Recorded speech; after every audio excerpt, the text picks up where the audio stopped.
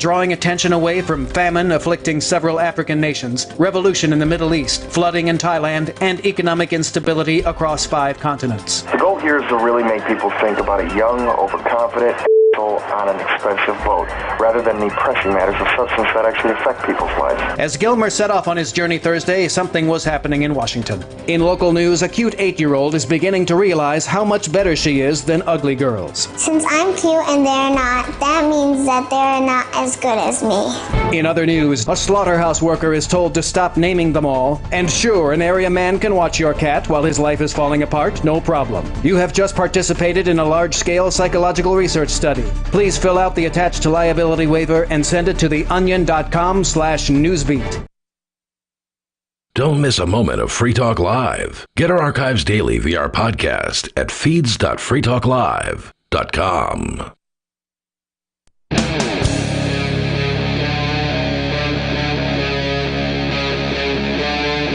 Free Talk Live. It is Free Talk Live. You can join the show here, and you can bring up anything you want to talk about. All you got to do is dial in to do that at 603-283-6160. That's 603-283-6160. You can join us online anytime you want. Just head over to freetalklive.com, and you can enjoy the features that we have there for you, including archives that go back for years and years and years over at freetalklive.com. Here in the studio tonight, you've got Ian. And Jay. All right, so Jay, we have been following your court case, the current one, involving, technically it's not you, I guess, it is your wife. Well, it might as well be me because it affects my family. It sure does. You know? Yeah. They want to put her, is it in jail on this? Is this a Class A charge or is it a Class B misdemeanor? Do you know offhand which one it is? So there is a 6-month jail term that could be really happen.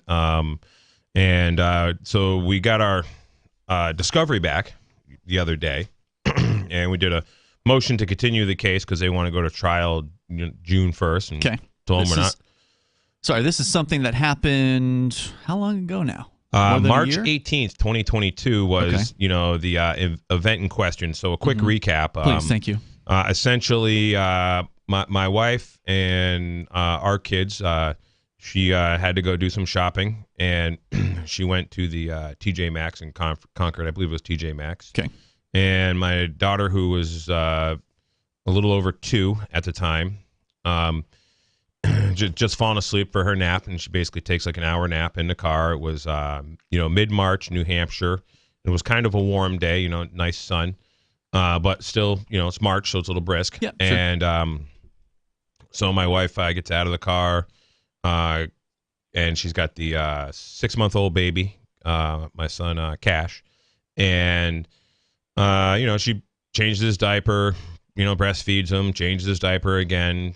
Cypress is still sleeping. Cypress is locked in her car seat, or strapped in a car seat, and so she has the car running, climate control on, a comfortable temperature. Yep. And and then she goes in the store, does a couple of things, and when she gets out of the car, she shuts the car off, gets out of the car, locks the car, and then with the remote starts the car, goes in the store. Sure. And she goes in the store, returns her item, and then comes back out, and there is a busybody and a cop there. Wasn't the busybody a man? Actually, we're not sure which exact busy. It's a couple. It was a husband and a wife, I believe. And so, anyways, we're going through this thing, and she was in there how long? Well, less than 15 minutes because the car was still running when she came out. Right, because the auto or the remote starts will usually only stay on for 10, 15 minutes. 15 minutes, right? This one's set up for, and it's pretty accurate. You can set a watch by it. It's a computer chip. Sure. And so, anyways, it's basically your time limit, and what happens when the car shuts off is kid usually wakes up. Because the car is like soothing the sleep in, and it's a good nap machine. Sure. So, anyways, there's some funky stuff here. So they issued an arrest warrant like back in last April, but On the scene, did the cop just ticket her, or what happened there? So on the scene, they just asked her, for her name and her, some information, and they asked for the kids' names and date of birth and stuff, and we told them, we're not giving you that information. Right. Leave us alone. And as far as I was concerned, you weren't there though. I wasn't there. Okay. No. And so as far as I was concerned, the I wouldn't have told them anything. Right. Unless they're like, oh, I'm gonna, we're gonna arrest you unless you do tell us. Unless they threaten me first, maybe I would. But so that didn't happen. They didn't threaten her first. Well, obviously it's a threat just having the man with a gun there. So most people are intimidated to just do what the man with the gun says. Right. She was definitely intimidated. One cop was like sort of nice, and the other cop was not so nice. And they usually like do two whole cops for this situation. Actually, there might even been a third cop. There was a third cop involved. Yeah. So, anyways, going forward, DCYF wants to, interview. So she didn't get arrested there. She didn't get arrested. They said, "Okay, ma'am, have a nice day," and they didn't even give her a ticket. In that case, yep, they didn't give her a ticket. They didn't give her nothing. And in fact, I must have forgot. I thought it would have been really interesting to see what happened if she just said, "Well, I'm not under any obligation to talk to you." Right. And there are other people who have said that, and they're just left alone. And there's people who say that, and the police escalate it. So I mean, they certainly could have still done an investigation, right? Like, even if she hadn't have given over any information, they could have taken the plate number down and probably figured out who she was based on that. So anyways, and it ain't hard to figure out who anybody is. I mean, you could just, call up Google and say, hey, we want to know who this is, Sure. Especially if you're a cop, it's easy. We live in a surveillance state. So anyways, yeah, they didn't arrest her. They didn't, they just were like, oh, whatever. They left. She left. But then we get a call, a week later or 2 weeks later from DCYF, and I'm like, oh, I reject your offer to contract with me. I don't want to deal with you guys. I charge $50,000 an hour to carry out orders from the government. My time is valuable. Leave me alone. So they end up, showing up at my house. Before they show up at my house, they try to recruit the local cops to, come and do something about it or, whatever. And the local police officer, the local chief of police, he wants to have a meeting with me. So I go meet him down at a local restaurant, and, me, the wife, and the kids, and we have breakfast and chat with him. And turned out he's a pretty nice guy, and he's all about protecting his citizens. That's what he, said to me, and he follows the Constitution. And also, I had given this guy a thick red line card about 2 years before this, the chief of police in town. Okay. And everywhere I've lived, I've made it a point to introduce myself to the chief of police, kind of let him know what I'm about, and I'm not a problem, and sort of happened a couple years before this. So, anyways, he says, well, we got a little problem here. In this affidavit that the social worker Melissa Coombs put in front of the sent to family court to get this order. They say that the Henniker Police Department told her that you are, free stater, anti-government, live on a compound with lookouts, and are dangerous. and it's also like that. Compound, so, right? Live on a compound with lookouts. You don't even have a fence around your property. No, the fence is where the cows and the pigs are. Yeah. So, anyways, the police chief was pretty, upset that somebody writes in an affidavit being put into a court hearing that the Henniker Police Department gave them some information when the Henniker Police Department absolutely did not. So this order from DCYF, it was to inspect the home, interview the 2-year-old without parents around. That is so crazy. I know it. Like, I mean, I just can't even imagine how, like, you can't even talk meaningfully to, I understand parent to child, what your kids are saying or whatever, yep. But like a total stranger come in, trying to have a conversation with a 2-year-old, that's not even like an option. Right. So, and let alone the whole idea, I think it's important to point this out. It's like, these bureaucrats can say what they want, but you're the parent. You should have a right to be present for any kind of interactions between you and your lawyer also should have a right to be present between any interactions between any bureaucrat and any of your children. I mean, that is just absolutely absurd. The idea is that these people who you don't know from Adam would be in a room alone with your child. That's just crazy to me. Yeah, and you know, there's an example where it was somewhere in the West Coast, but like in the 80s, where basically you know, prosecutors and social workers, you know, interviewed children, and they led the children to basically make comments that, you know, they were able to be like, oh, these kids are getting molested. And then the kids grow up and they're like, they were in foster, and they're like, why were we in foster care? And they're like, oh, I remember, this is like, I believe there's a whole documentary about this I'd watched or something, or like a 60 Minutes or a Vice thing, you know, from years ago. I don't remember it all, but it was an example of where state employees who are covered under, you know, qualified immunity, which means they're immune from prosecution, you know, go in and they, you know, start talking to young children and, you know, get questions to lead them, and then they, you know, just swear out affidavits saying, yeah, oh, get them to say things they didn't say, yep, or claim they said things they didn't say, or whatever. And then when the kids, 10 years later, the kids are like, that never happened. You know, you told us to say that stuff, or, you know, whatever. And right, it was exposed. And all those people who were part of that scheme to basically put parents in prison, took parents away from kids got put in foster homes, they get abused in foster homes, the whole 9 yards. Nothing happened to them. No. You know, nothing happened to the irresponsible parasitic bureaucrats, you know, that did that. So anyways, fast forward. Well, my thing, or our thing. So she gets arrested. No, well, so before we get to the arrest, we're still dealing with DCYF. So DCY, you basically ran them off. You grabbed yep, a video camera when they showed up, yep, and they did not want to have to deal with that. Right.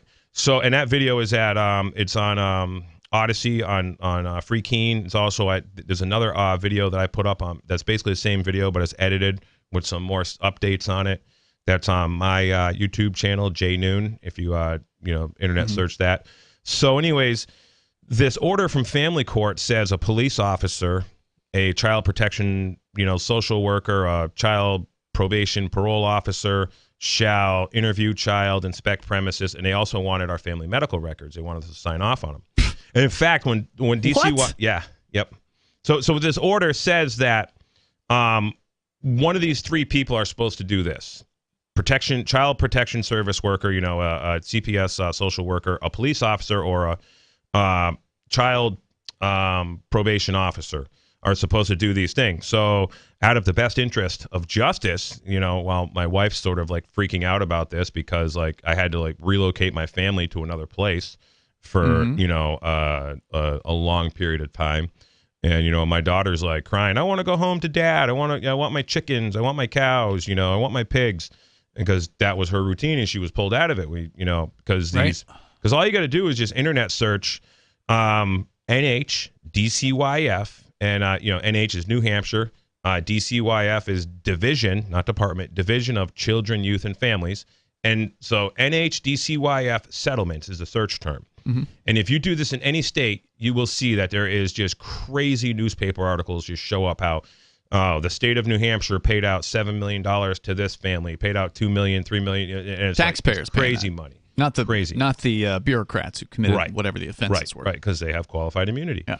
So, which is, you know, they're just legally protected to be irresponsible.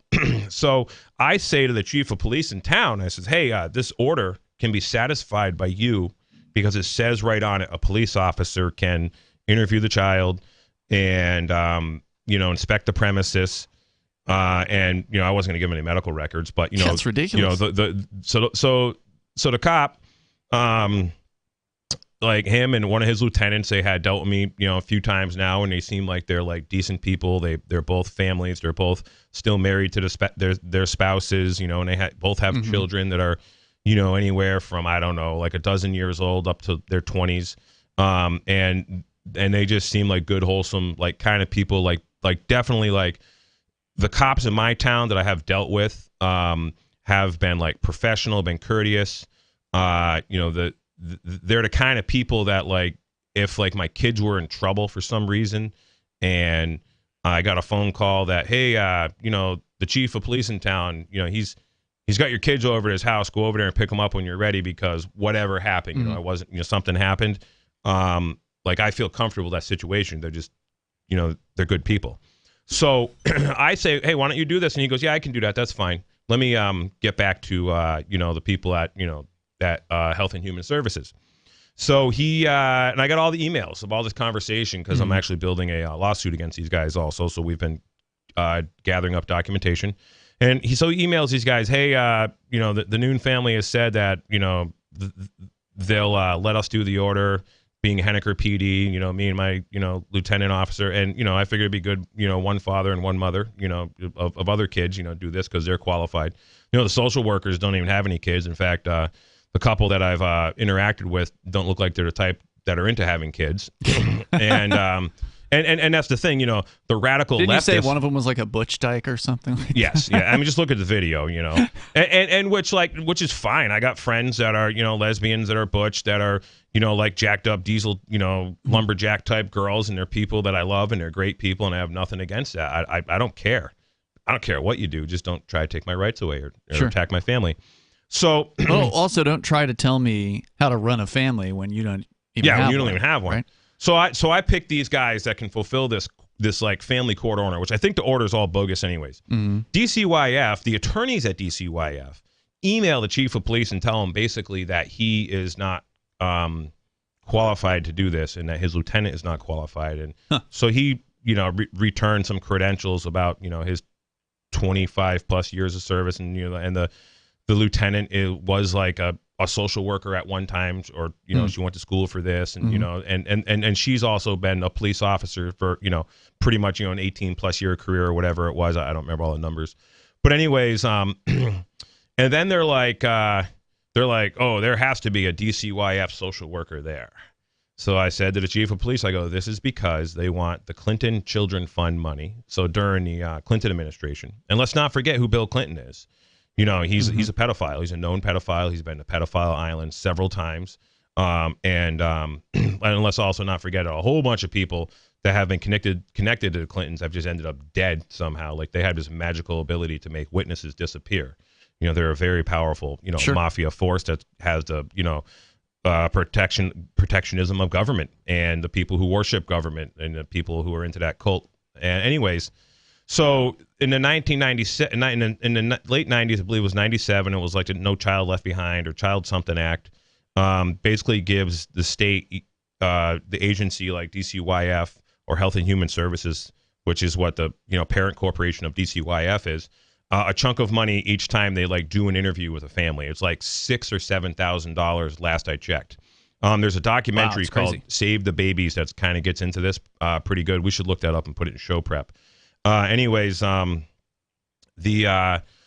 I told Chief Police, I go, no, I don't want social, Health and Human Services getting any of this money from, this Clinton bill, this, child safety, whatever, Child Protection Act.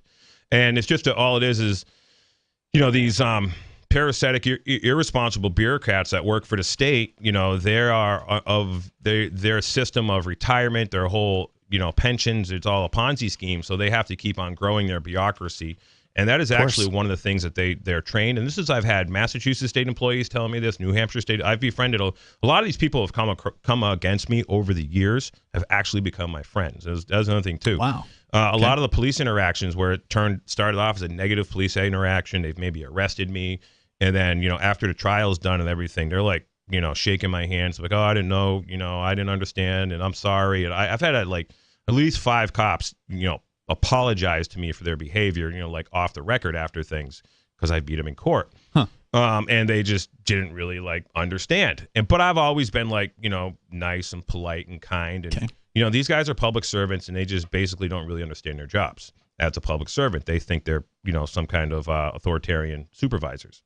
So anyways, DCYF refuses that the local police, fulfill this order because, well, I believe it's because they can't get any of the federal money when they do this. And the other thing too is these guys have a bunch of documents they want you to sign. So it isn't like they just bust in your house and start doing stuff. DCYF, they're like, oh, well, just sign here and we're going to help you out. And we're going to, and so they have a whole thing to offer you assistance. And that was one of the things they mailed us, this thing on how to get on all kinds of welfare and all this assistance, and we'll help you out and blah, blah, blah. These are all jurisdictional. They want you to be part of the system. Right. These are all jurisdictional traps. So then the social workers go back to family court and they actually get a contempt charge against me. So they put me in contempt of court. Against you? Yeah, well, yes. Personally. Yeah, well, against me and my wife, basically. But mostly, both of our names were on there.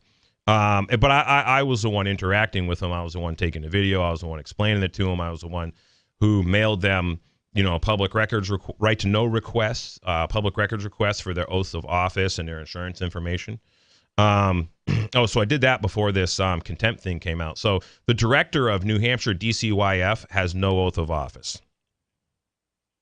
Is that a surprise? Well, you would think that an agency that has the ability to basically steal children, to put young men in detention centers where they get beat up and raped by like this stuff that's been going on with this Sununu Center. Mike Gill has been really hammering on the whole child trafficking and the pedophilia ring going on here in New Hampshire. You're saying you would think they have to have an oath, but they don't. Well, everybody that I tell this to, like every normie, every muggle, even some like reporter who was sort of quasi-interviewing me, they haven't done nothing with it yet, but like from a big newspaper, they're like, that basically stopped him in his tracks when I showed him the document that I got from, when I said that to him, I go, they don't have an oath of office. So these social workers don't have an oath of office. They don't have an oath that requires them to respect and uphold the rights of the people. The director of DCYF doesn't have an oath of an office, but DCYF, best I can tell, is not a government. It's a governmental agency that calls itself a municipal corporation that calls itself a governmental agency. Governmental, the suffix AL, meaning similar to or like. So anyways, they issue a contempt order against me, and the chief of police in town calls a local attorney and says, what's going on here? And he's like calling the governor's council because here you got a court saying basically arrest these people who, over nothing, when this thing could have totally been, the court's original order could have totally been satisfied by just a police officer. Wasn't there something you said on when we've discussed this previously, that I recall, where the order wasn't actually in your name? The order was telling these bureaucrats they had to do certain things. So how can you be in contempt of an order that wasn't addressing you in the first place? So technically I can't. And there's already been precedents in New Hampshire that order from family court for the police officer, probation officer, or child protection service worker is not an order for the parents. There's already been case law settled on this. J.R. Hole's going through the same thing. He's another fella. That's a freedom guy. He's a state representative. He's been very libertarian. They went after his family. They went after his family. They issued orders to actually literally abduct his kids.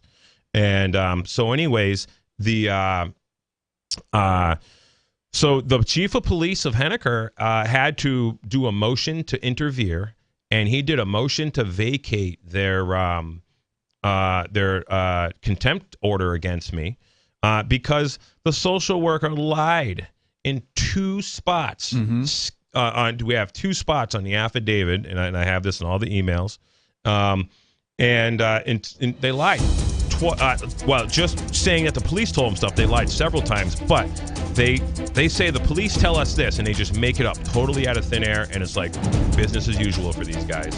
And the police were willing to go against that and say, no, that's not what happened. Yeah, they're about the truth. All right, which is really unusual for cops. We're coming up here. The number is 603-283-6160. You can join the show. We'll talk more about what the latest developments are in this case coming up here on Free Talk Live. My name is Angel Rach. I'm a mother of 2 teenage children, and I fought all the way to the Supreme Court for the right to use the medicine that saved my life. I've been permanently disabled for 10 years, with an inoperable brain tumor, wasting syndrome, and several other serious conditions. For 4 years, I was in a wheelchair, in so much pain, I couldn't even hug my kids. The hardest part was looking in their eyes and seeing how much they were suffering because of my medical condition. The medicine that gave me my life back and gave my kids their mom back was cannabis, also known as medical marijuana. With medical marijuana, I can walk, maintain my weight, and I can be a mom. Without it, my doctors believe that I would die. To learn more about medical marijuana, contact Marijuana Policy Project at 1-877-JOIN-MPP or on the web at mpp.org. From Feature Story News in Washington, I'm Kate Fisher. The Ukrainian military and Russia's Wagner private army have both reported further Russian retreats around the city of Bakhmut, as Kyiv continues its biggest advance for 6 months in Europe's deadliest ground combat since World War II. Ukraine's military said that troops had advanced in places by more than a mile. Its forces had been on the defensive for half a year, weathering a huge offensive by Moscow. The US has approved the extradition to India of a man accused of helping to plot the 2008 Mumbai terror attack, in which 166 people died. Chicago businessman Tahoe Rana has already served time in the US for a plot to attack a Danish newspaper. US correspondent Nick Harper reports. Tahoe Rana has now been cleared for extradition by a judge in Los Angeles. It comes after a 2-year legal battle in which Rana had fought against extradition, saying that he was innocent of the charges relating to the Mumbai terror attack. Prosecutors alleged that he scouted out locations that could then be attacked. 166 people died, including 6 Americans in the 2008 terror plot. Rana had already been convicted back in 2011 of supporting a terror group in a plot to attack a Danish newspaper and was sentenced to 14 years before being released during the pandemic and then redetained on India's orders, with the extradition process beginning. I'm Nick Harper in Washington.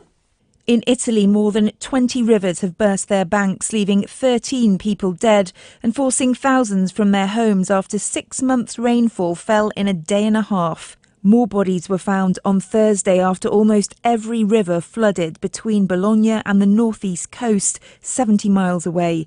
There have been some 280 landslides. Florida's Republican Governor Ron DeSantis is set to officially enter the 2024 U.S. presidential race next week, according to multiple reports citing people familiar with the matter. He would become former President Donald Trump's biggest rival for the Republican nomination. Montana is becoming the first U.S. state to ban the social media app TikTok. The Chinese-owned media giant will be banned in the state from January the 1st, 2024. Greg Gianforte is the governor of Montana. The Montana Constitution has a very broad protection for individual privacy, and TikTok violates that. I would have liked to have picked up other social media apps owned by foreign adversaries, but this is a good step in the right direction. We're going to stand up and protect the people here in Montana. I think that's what Americans want, and we've taken this decisive action to do so. From bureaus worldwide, this is FSN. We're still not sure why you'd want to watch, but our video feed is streaming nightly for free at cam.freetalklive.com.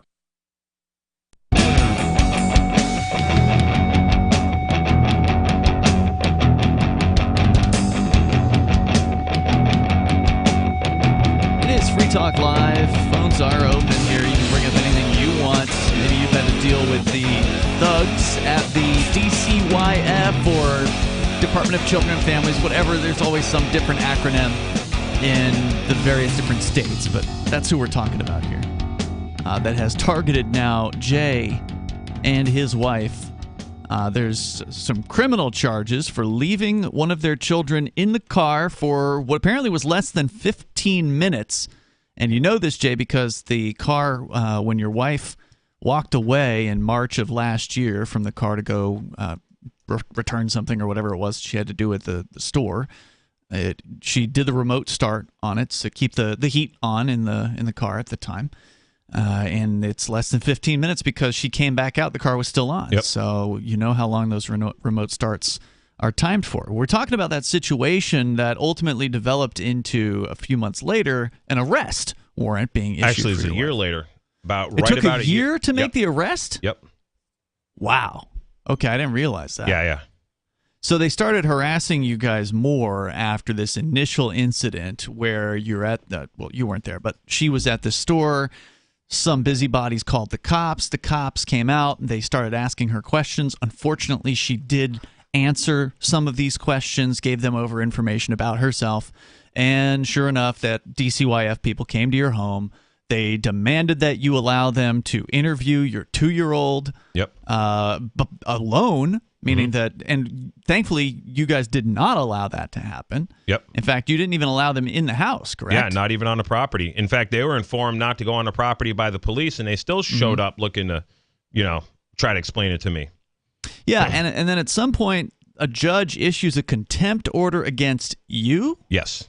Which was confusing because the order from the court was directing DCYF to do certain things, or the police to do certain things, not you. This is family court. So what you got to understand about family court is it's a garbage kangaroo court, first off. Yeah.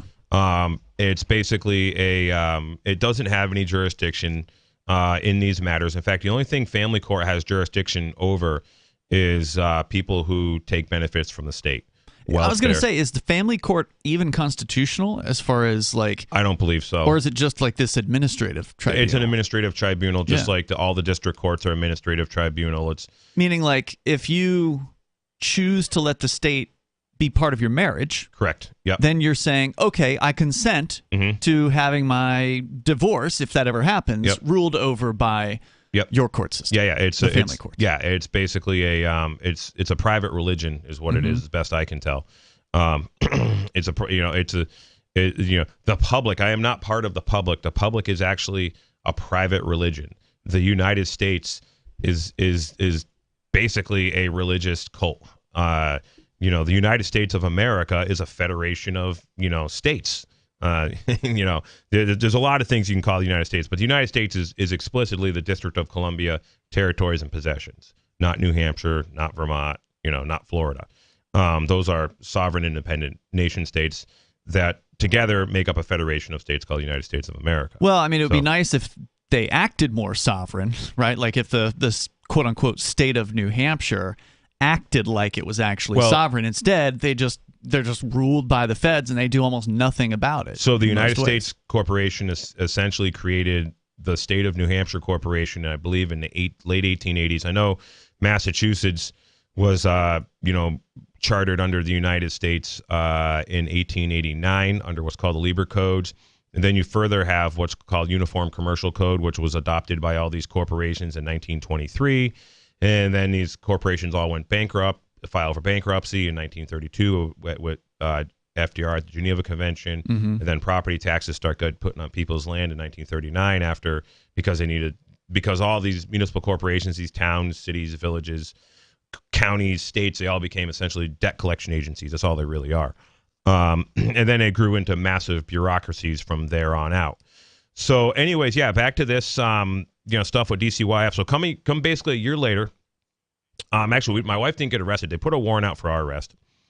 We get pulled over in town for basically a traffic infraction. And the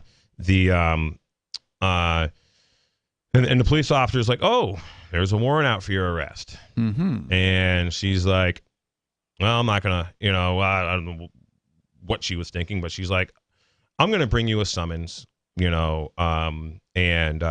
just need to appear at a court. I'm not going to arrest you. Okay. Which cops totally have discretion to do that. Okay. They don't have to arrest you.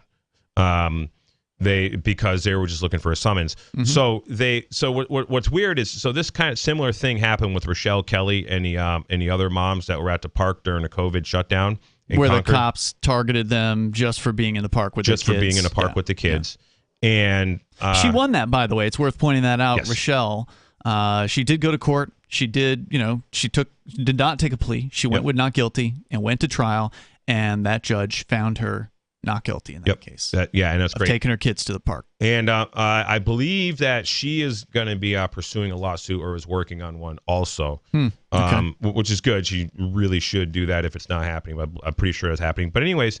In that case, that was just Concord police. No, it didn't have anything to do with DCYF. Oh, no. DCYF was harassing her. She had to relocate her kids to somewhere out of state. She's got 6 kids. The other family got harassed by DCYF also. No kidding. That was involved. I think there might have been 2 other families other than Rochelle Kelly's family. But anyways, so these guys don't even call you up. They don't send you a letter. They don't be like, hey, we want you to appear in court. They just put a warrant out for your arrest and never say nothing about it. Like you figured the local police department where you live, if you had a warrant out for your arrest, would maybe, if these people were any kind of official, would be like, hey, this guy lives in your town, why don't you go let him know he's got a warrant out for his arrest? Nothing like that. It just shows up. But luckily we didn't get pulled over in some Manchester, Manchester or Concord, where there's sort of like liberalish parasites, that really love authoritarian government. So what was the charge or charges that she was? The charge is hit with. Was it neglect? No, it's I don't know why I'm blanking on it. The charge is it's a misdemeanor, right? Yeah, it's a misdemeanor of I don't know why I'm blanking. Do we know offhand if it's a Class A or a Class B? It's the one that's got a 6 month fee to 6 months prison time to it. So that must be a Class A then in that case. Yeah, I believe it is. Because in New Hampshire, a Class B means you cannot be sentenced to jail. Yeah, you can definitely be sentenced. But normally, misdemeanor Class A, it's up to a year, not 6 months. There's no, as I understand it, there's no 6 month category. I think they're asking for 6 months. That may be the case. And I don't know why I'm blanking on what that particular charge is. My producer Bonnie says it's endangerment of a child. That's right. That's what I was looking for. Endangerment of a child. Endangering or something. And it's so ludicrous. Yeah. What was the danger? What's the that's what I want to know is whoever they're going to call in to testify about this. Right. Is it going to be the officer who was on the scene that's going to say they thought the baby was going to get out of the strapped-in car seat, put the car in gear, and take it for a ride? Because normally when my understanding of the remote start, at least the one that I have, if you press your foot on the brake pedal without the key in the ignition, it just shuts off. Yeah, this car does the same thing. Yeah, somebody would actually have to commit a crime in order to do some kind of harm to the kids or to the kid. There was so one kid you're saying it's a theoretical endangerment wherein someone could kidnap the child, like smash the window in. Is that what they're going to say? I mean, what? I don't know what they're going to say. Yeah. And even in the narratives of two police officers, they actually contradict each other, which is pretty funny. So you've got the discovery now, and that's what you're talking about. You've got the actual reports from the officers that were on the scene. And I actually thought I had to envelope with discovery in it, but I don't. What's by your recollection at least? What was the contradiction you're referring to? Oh, so one officer is like, the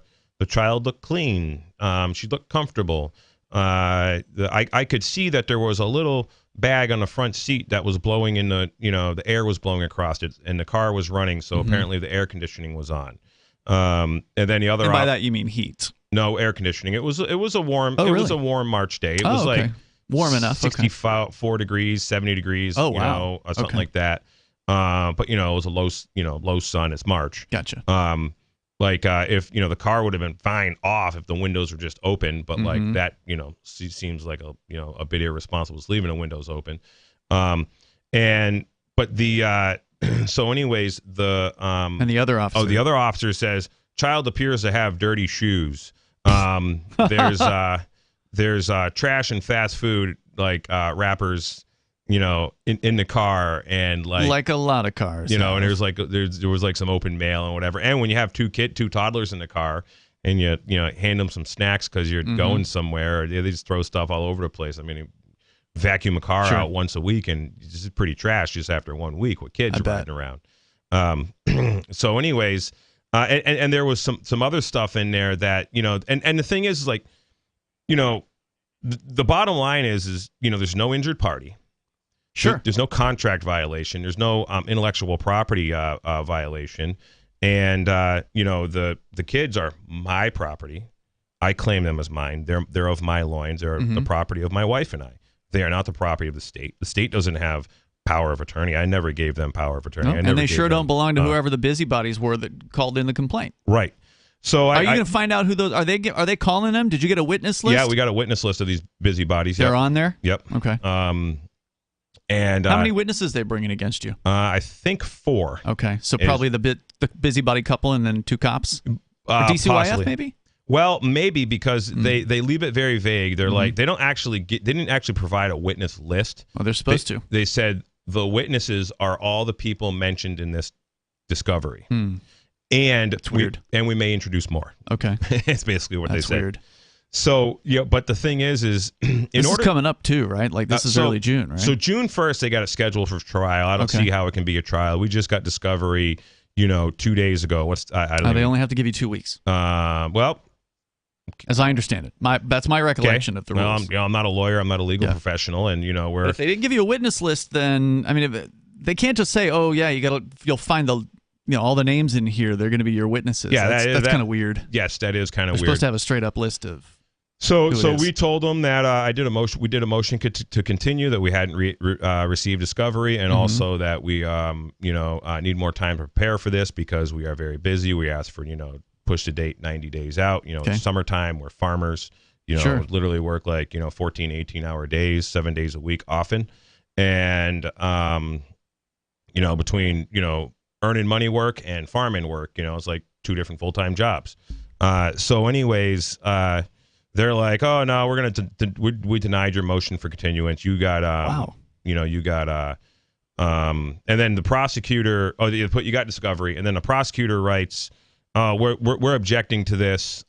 We are not gonna where our witnesses are already, and I'm sure other witnesses are a bunch of irresponsible, parasitic pencil pushers. And who's prosecuting this? The prosecutor's name is it DCYF? No, it's City of Concord prosecutor. Is that because the store was in well, that's one reason it's in that area. But these guys they don't, the elements of a crime and they have no justiciable case or controversy. The complaint is void of allegations and facts of any wrongdoing. Right, where's the victim? Let's get the victim up on the stand. Right. And also, these guys don't even allege a violation of any legal rights and damage. The complaint fails to set forth a justiciable cause or controversy. And courts only adjudicate justiciable controversies. United States versus Interstate Commerce Commission. And this is your motion to dismiss? This is part of the second motion to dismiss we're going to put in, which actually might be a motion to reconsider. Because the first motion to dismiss is denied. Was denied. And they'll deny this one too, because that's how they always do. And we expect them to deny it, and that's also why we put, if you deny it, note my objection for the record, preserve this for appeal.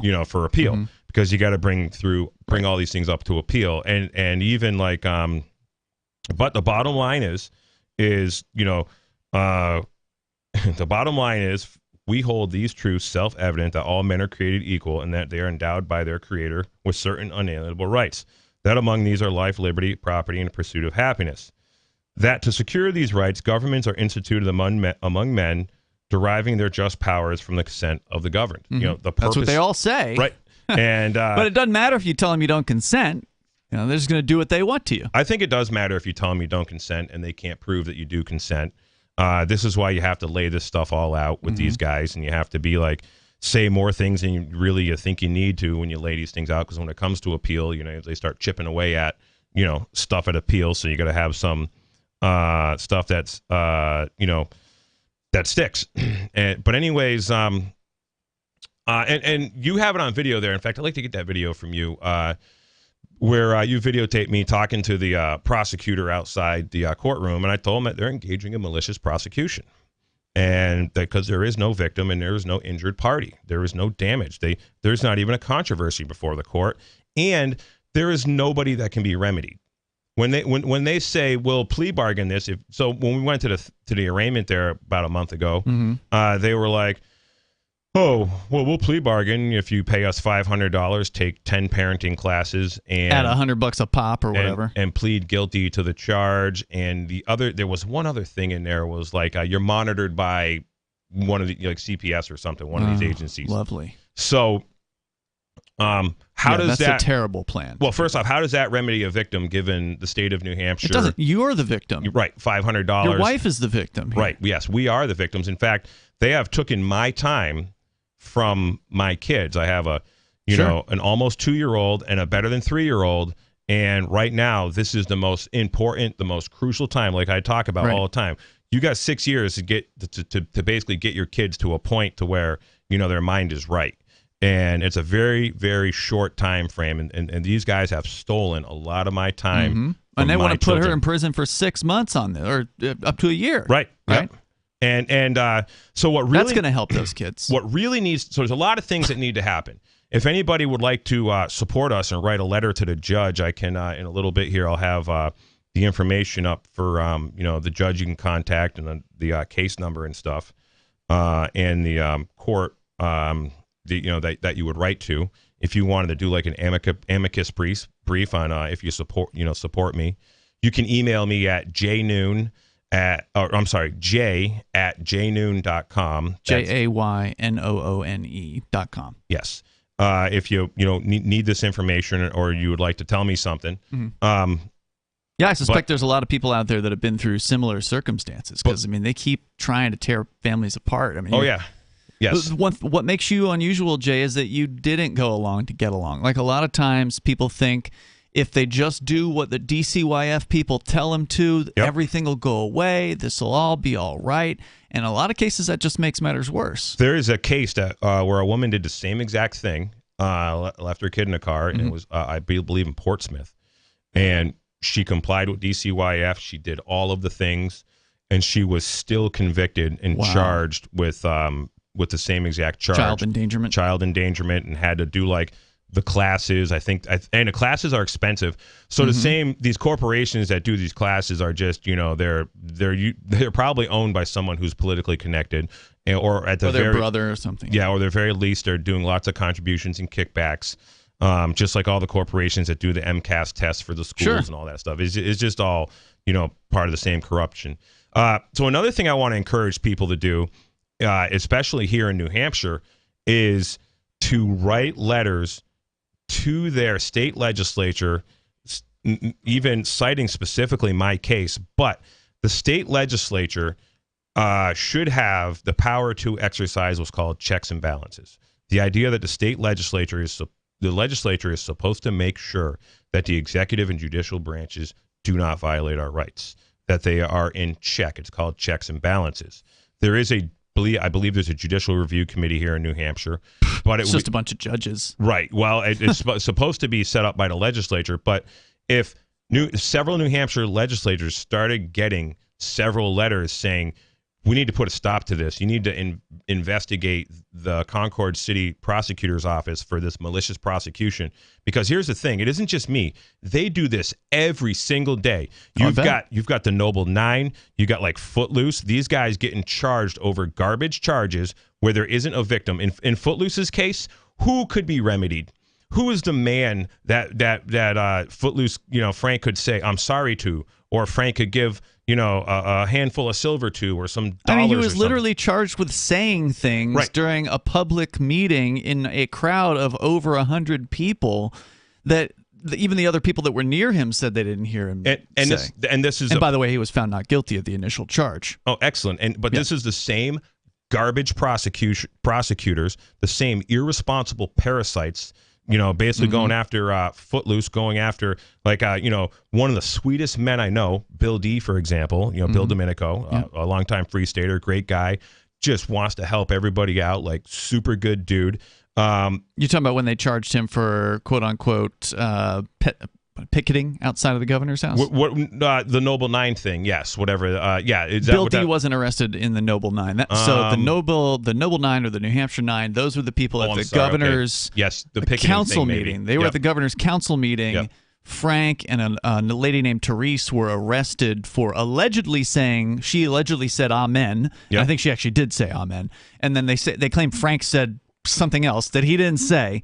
But they wanted to arrest them. They were ready to roll. They had dozens of cops on hand. They had all the seats were zip tied together. They had at least like 7 or 8 paddy wagons outside. Like they were ready to arrest 100 people at this event. They ended up arresting 9 people for absolutely nothing. Yeah, it was ridiculous. And this is business as usual for these people. They are engaged in racketeering. They're conspiring with each other to deprive people of life, liberty, and property. Yes. People who have created no controversy, who haven't injured anyone, who haven't damaged any property, who haven't violated any contracts. You just name it. It is all garbage. It's a clear right to freedom of speech case in the case of the New Hampshire Nine. If you're at a public meeting, you should absolutely have a right to express yourself. Like if you're frustrated by what you're seeing on the stage, you should be able to say, screw this, or whatever it is you're feeling in that moment.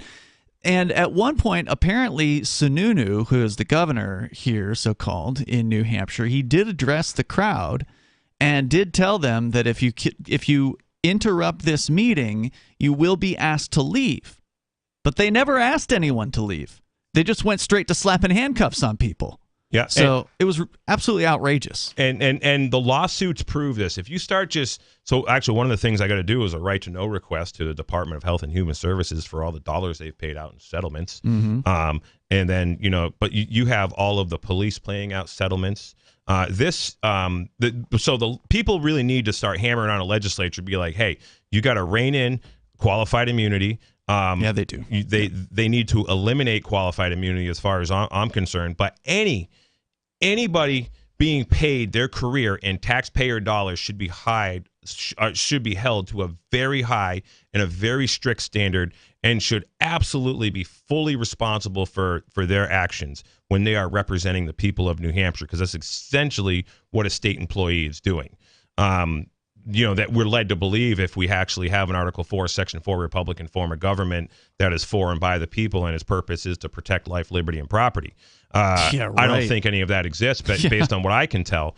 And just fancy words means nothing. But we have irresponsible parasites. So, we know a parasite is, basically an organism that sucks energy off of another organism to live.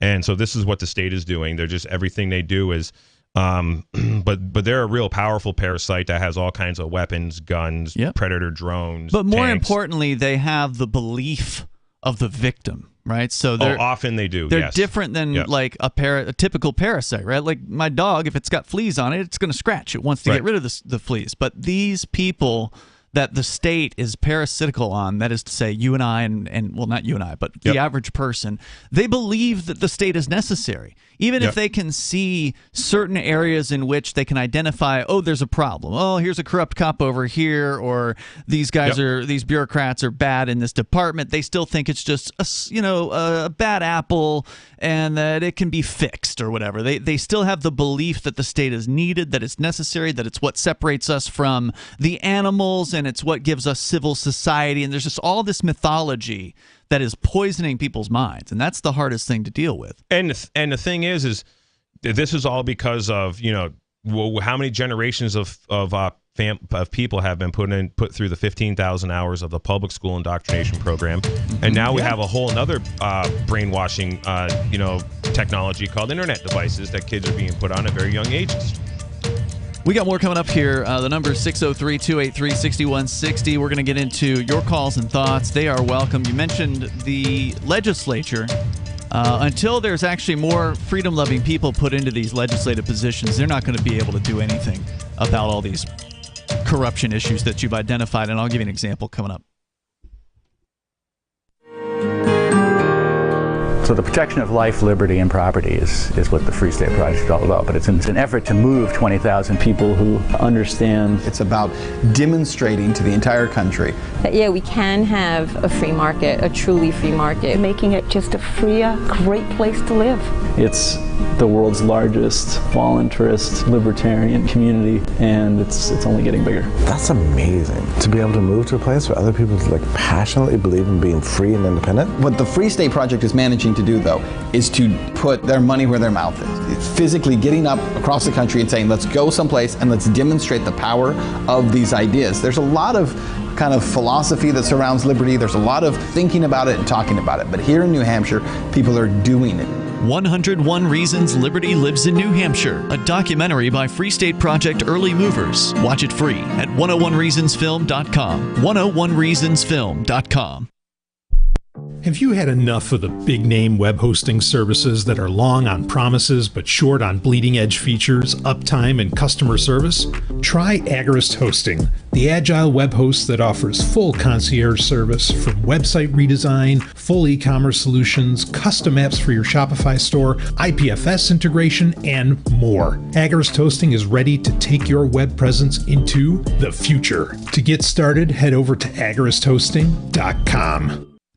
What if you want to hear the latest episode of Free Talk Live, but all you have is your phone, you forgot to download our archive, and you have no data connection? You can call our Listen line at 641-793-0191. That's a long-distance number, so you may incur charges. If not, listen as long as you want. 641-793-0191. The Free Talk Live listen line, 641-793-0191.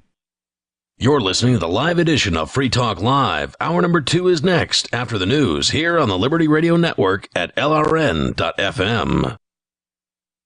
From Feature Story News in Washington, I'm Kate Fisher. The Ukrainian military and Russia's Wagner private army have both reported further Russian retreats around the city of Bakhmut, as Kyiv continues its biggest advance for 6 months in Europe's deadliest ground combat since World War II. Ukraine's military said that troops had advanced in places by more than a mile. Its forces had been on the defensive for half a year, weathering a huge offensive by Moscow. The US has approved the extradition to India of a man accused of helping to plot the 2008 Mumbai terror attack, in which 166 people died. Chicago businessman Tahoe Rana has already served time in the US for a plot to attack a Danish newspaper. US correspondent Nick Harper reports. Tahoe Rana has now been cleared for extradition by a judge in Los Angeles. It comes after a 2-year legal battle in which Rana had fought against extradition, saying that he was innocent of the charges relating to the Mumbai terror attack. Prosecutors alleged that he scouted out locations that could then be attacked. 166 people died, including 6 Americans in the 2008 terror plot. Rana had already been convicted back in 2011 of supporting a terror group in a plot to attack a Danish newspaper and was sentenced to 14 years before being released during the pandemic and then redetained on India's orders, with the extradition process beginning. I'm Nick Harper in Washington. In Italy, more than 20 rivers have burst their banks, leaving 13 people dead and forcing thousands from their homes after 6 months' rainfall fell in a day and a half. More bodies were found on Thursday after almost every river flooded between Bologna and the northeast coast, 70 miles away. There have been some 280 landslides. Florida's Republican Governor Ron DeSantis is set to officially enter the 2024 U.S. presidential race next week, according to multiple reports citing people familiar with the matter. He would become former President Donald Trump's biggest rival for the Republican nomination. Montana is becoming the first U.S. state to ban the social media app TikTok. The Chinese-owned media giant will be banned in the state from January the 1st, 2024. Greg Gianforte is the governor of Montana. The Montana Constitution has a very broad protection for individual privacy, and TikTok violates that. I would have liked to have picked up other social media apps owned by foreign adversaries, but this is a good step in the right direction. We're going to stand up and protect the people here in Montana. I think that's what Americans want, and we've taken this decisive action to do so. From bureaus worldwide, this is FSN. The telecoms giant BT is warning that it will need to shed tens of thousands of jobs by the end of the decade. The British firm is looking to cut costs and has said that some of the roles can be done by artificial intelligence. From the UK, John Beaver reports. BT is the largest mobile and broadband provider in the UK. But as they announced falling profits, Chief Executive Philip Jansen said they need to make the move towards being a leaner business with a brighter future. The workforce of around 130,000 could be almost halved, with up to 55,000 jobs being cut. As it finishes building out a fibre internet network, the company says it will not need as many engineers to maintain the modernised infrastructure. And up to 10,000 jobs could be replaced by artificial intelligence, including some customer service roles. BT's chief executive said that whenever you get new technologies, you can get big changes, adding that the recent improvement in AI gives BT the confidence that they can go even further. BT profits for the year to April were 12% down. Shares fell by more than 7% at the news before rallying slightly. Our main news again. The Ukrainian military and Russia's Wagner private army have both reported further Russian retreats around the city of Bakhmut as Kyiv continues its biggest advance in the war for 6 months. More than 20 rivers have burst their banks in Italy, leaving 13 people dead and forcing thousands of people from their homes after 6 months of rainfall fell in a day and a half. And Florida's Republican Governor Ron DeSantis is set to officially enter the 2024 US presidential race next week. There's more from us on Twitter. You'll find us at Feature Story. That's the latest Feature Story news. Kate Fisher reporting. I'd like to tell you about our newest innovations in helping to keep our communities safe. Problem Creation Policing. Problem Creation Policing, or PCP, is a way to get the entire community involved in maintaining a safe neighborhood. This is more than just a neighborhood watch. We plan to have officers on the ground, helping, aiding, and surveilling for illicit activities. You never know when you're going to find some young punk doing something illegal out in public. That's why we're going to have officers everywhere. You never know when they're going to pop up. So we want PCP in our homes, at our jobs, and in our schools. We want PCP everywhere. How can you get involved in PCP? Well, for starters, you can call your local authorities and ask them how you can get PCP. I'm Byron Kingsley from the Citizens Respecting the Authority of Police. You can help spread the ideas of liberty with our Patreon for just $5 per month at amps.freetalklive.com.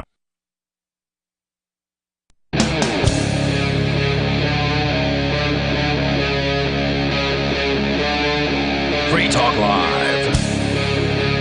It's Free Talk Live. We are kicking off the second hour of the show. The phones are open if you want to join us. Number 603-283-6160. That's 603-283-6160. Here tonight, it's Ian. And Jay Noon. We spent the first hour doing a recap and an update on what's been happening with Jay and his family, his wife being charged with quote-unquote child endangerment for the dastardly so-called crime, even though there's no victim, of leaving a 2-year-old strapped into a car seat in a car while she went into a store for less than 15 minutes, and there was climate control in the car. Everything was all good. There was no danger whatsoever, but some busybodies called the cops, and now there's going to be a court case coming up on June 1st, by the way. I don't think we mentioned that. It is Concord District Court. If you're coming up here, if you're in the area for the upcoming Porcupine Freedom Festival event, you're here early by a couple of weeks, mark your calendar for, I believe, 8:15, if I recall correctly, Jay. Is that right? 8:15 in the morning? That's generally when they have them set for, yeah. Yeah, June 1st in Concord District Court. Hopefully there'll be a big turnout. I think there was a decent turnout for the arraignment, if I recall correctly. There was. And arraignments are usually pretty dull. But this trial should be very, very interesting because, number one, Jay, as our listeners who pay attention to what you have to say would know, you definitely aren't the typical courtroom participant. You're someone who not only do you know your rights, but you also have done a lot of research into some of the more, let's call it, obscure aspects of the sort of the court system. So I think it'll be interesting. And you're the husband, even though you're not being charged personally in this, it is your wife. Obviously, you have the right to sit up there at that defense table with her, right? Well, they didn't have a problem with me doing it last time. Yeah, you should be fine there. So and from what I understand, that won't be an issue, which is pretty all right. And this judge, Ryan C. Guptill, Guptill, Guptill. I mean, what I've seen of him, he seemed to be pretty all right. I mean, he was an interesting character. Bonnie, she's got good gaydar. She thinks he might be gay based on some of the comments that he made. Like, he made a comment about he had to put on like a microphone at one point, and he made a comment about some pop star. Like, he felt like he was a pop star, and that definitely seemed like something that only some kind of flaming gay guy would do. So, it's a strange character. Good. I'm happy with whatever he does. I mean, as long as, we should all be happy no matter what our desires are, as long as those desires don't hurt other people. And, some of my closest, friends are gay guys, and they're great. But I would also want to encourage some people to maybe write a letter to the judge. We'll just do the case number here real quick. It's case is State versus Shallon Spalding. So Spalding probably doesn't get said too much on the radio here, but it's Shallon Spalding. And its number is 429-2023 CR 00178, and that's a 6th District Court, Concord. And also, if you go to my website, jaynoone.com, that's JAYNOONE.com. Within 24 hours, we'll have some stuff updated on that website we'll give that information, some stuff about the case, and maybe some suggestions on, writing some legislature. We'll be working on that tomorrow morning. All right, well, that's good. I think we got Rob on the line here in Vermont. I think he had some questions or comments. Rob, you're on Free Talk Live. Hey, thanks for letting me speak. One thing I want to share with, and I think that's very important, is that the Attorney General's office has since updated the exculpatory evidence included. Some more officers' names have been brought to light. The one I'm looking for, James F. McLaughlin, has not been erased yet, but hopefully coming soon. You're referring to the police, the list of corrupt cops or police with questionable issues that Lori's have been list brought forth. They call it the Lori list here in New Hampshire. Exactly. And how do you get access to that, Rob? Do you know? If you go to the Attorney General's website, the exculpatory excluded is in there. It'll have all of that in there. Okay. Right. I can send you a link if you'd like. That'd be great, Rob. Yeah. All right. Yeah. What else, Rob? So is the trial you're going to have, is that going to be filmed, Jay? Yeah, it'll be filmed as long as people show up there to film it. I'm planning on being there. Yeah, I'll bring my camera. Joe is going to come also. Great. I really wish I could be there to be with you, but I also want to share with people that, if you ever get accosted by these people, you make sure you know who you're dealing with. Make sure you get business cards, names, film them, whatever.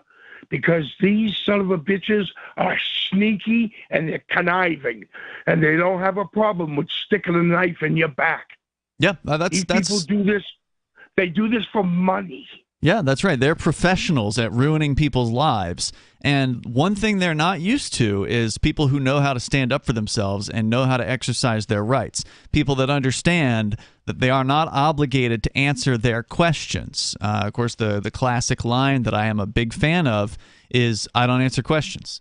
Like whenever a bureaucrat is talking to you, you are in danger. The more things that you say to that person, the more jeopardy that you're putting yourself in, because you're essentially just giving them evidence to use against you. Even if you don't think you did anything wrong, there's all kinds of stupid laws out there that you may have violated without knowing.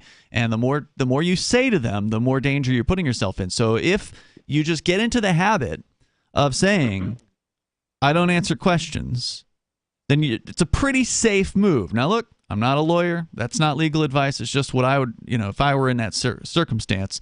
And I thought, because there's like a natural human tendency to want to say something back to a person. Oh, yeah. If another person says a thing to you, it's just natural to want to respond. So if you're going to respond, then rather than answering their question, you just simply tell them, I don't answer questions. And then if they ask you another question, you say, I don't answer questions. And they can keep going, and you just keep saying the same thing, and eventually they'll get the message that they're not going to get through with it. Also, Rob, your suggestion that people record these interactions, identify these bureaucrats is very important. If you are able to get that camera out, everybody's got one now. If you've got a smartphone, you've got a video camera, know how to use the camera on that smartphone. If you've never done it before, go ahead and practice it tonight.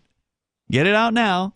Put that shortcut or whatever on your home screen so you know how to get to the camera real quick. Like some of the cameras, like the one I've got, the Motorola cameras or the Motorola phones, if you just twist it in the right direction. They call that a gesture. Yeah, gesture. Yep. It'll just pop up the camera no matter where you are, no matter what app you're in. It'll just jump that camera right up to the forefront. So if there's any kind of quickie shortcuts like that, you should learn about them. But otherwise, just pop that thing on the home screen, know how to get there, so you can just load that sucker up whenever you get into, whether it's getting pulled over or bureaucrats show up at your front door or whatever.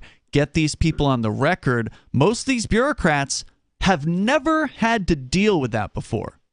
You probably will be the first person to ever record that bureaucrat when they encounter you, and they don't know how to handle it. It makes them very uncomfortable. It throws them off their game. One of the things that we also need to do, too, is you should practice doing this, and you should maybe videotape a friend or somebody that you practice videotaping a friend, and have that friend sort of try to intimidate you and get in your face, because they are gonna try to bring an element of fear to you. I mean, these are right.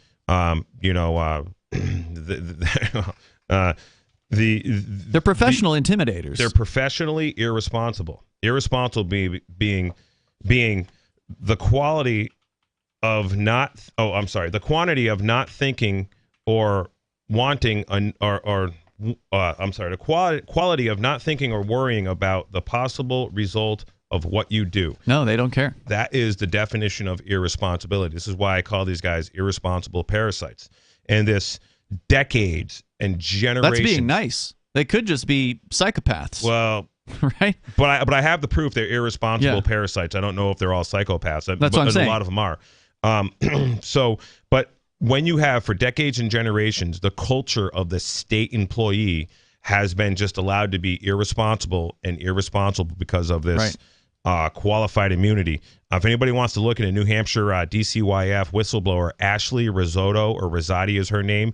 If you look up DCYF whistleblower NH, she pops up. Ashley, Martin and Hipple, the lawyers that are like kind of free stater lawyers or freedom friendly lawyers, they represented her in court, and they got a settlement against the state because she was worked in DCYF, and she whistleblew, and they promptly fired her. Wow. And she basically says it's a whole go along to get along system. You just fall in line. And they talk about how so many people quit working for DCYF. All these all these young people who go to school to become a social worker. Well, they probably go to art school, and then they decide they need to get a minor in social worker so they could get a government job. But a lot of them get really sick of it quick. They find out how gross it is and corrupt, and they just quit. That's why their turnover is so huge. And this lady exposed a lot of this. A couple other things I want to throw out there, and that is that if you're getting ready you're going to go to trial, you want to make sure that your attorney make sure that all exculpatory evidence is turned over. That is so important. And it's important that the prosecuting attorney, inform you that all exculpatory evidence is available and it's all turned over.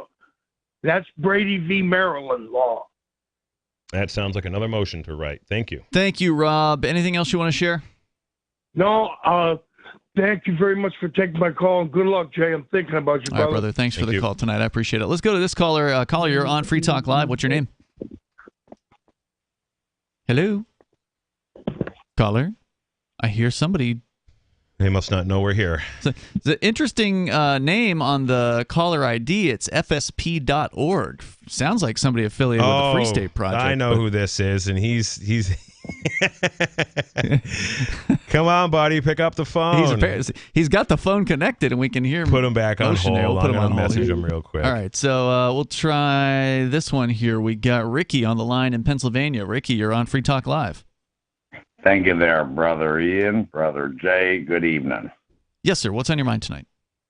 Well, what's on my mind is I have issue with John McCain running for president, being that he wasn't free, and also the reasoning that allowed him to continue. But for the benefit of the listeners, briefly, I wanted to explain what this was all about long time ago.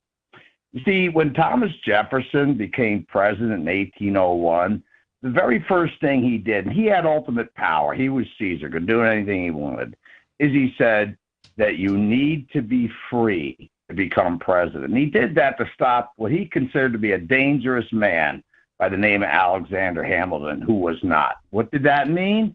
That mean you had to be born here. Now let's move on to John McCain, that being said. Now he was born in the Panama Canal.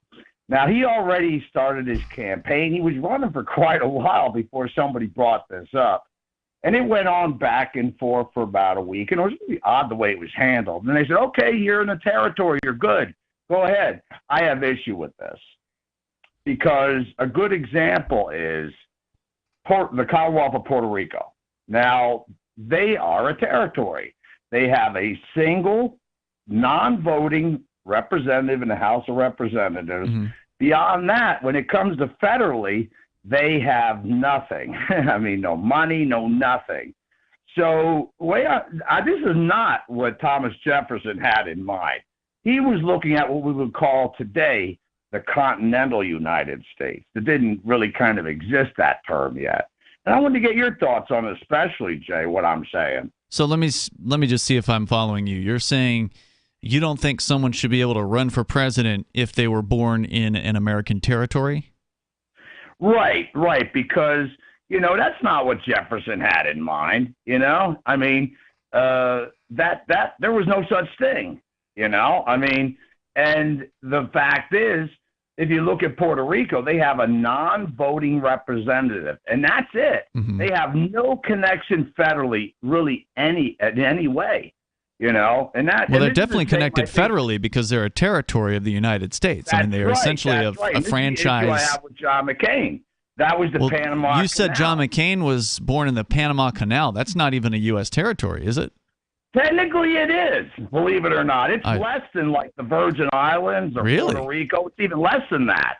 They don't even have a non-voting representative. That makes it even worse. So just the canal itself is a territory? Absolutely.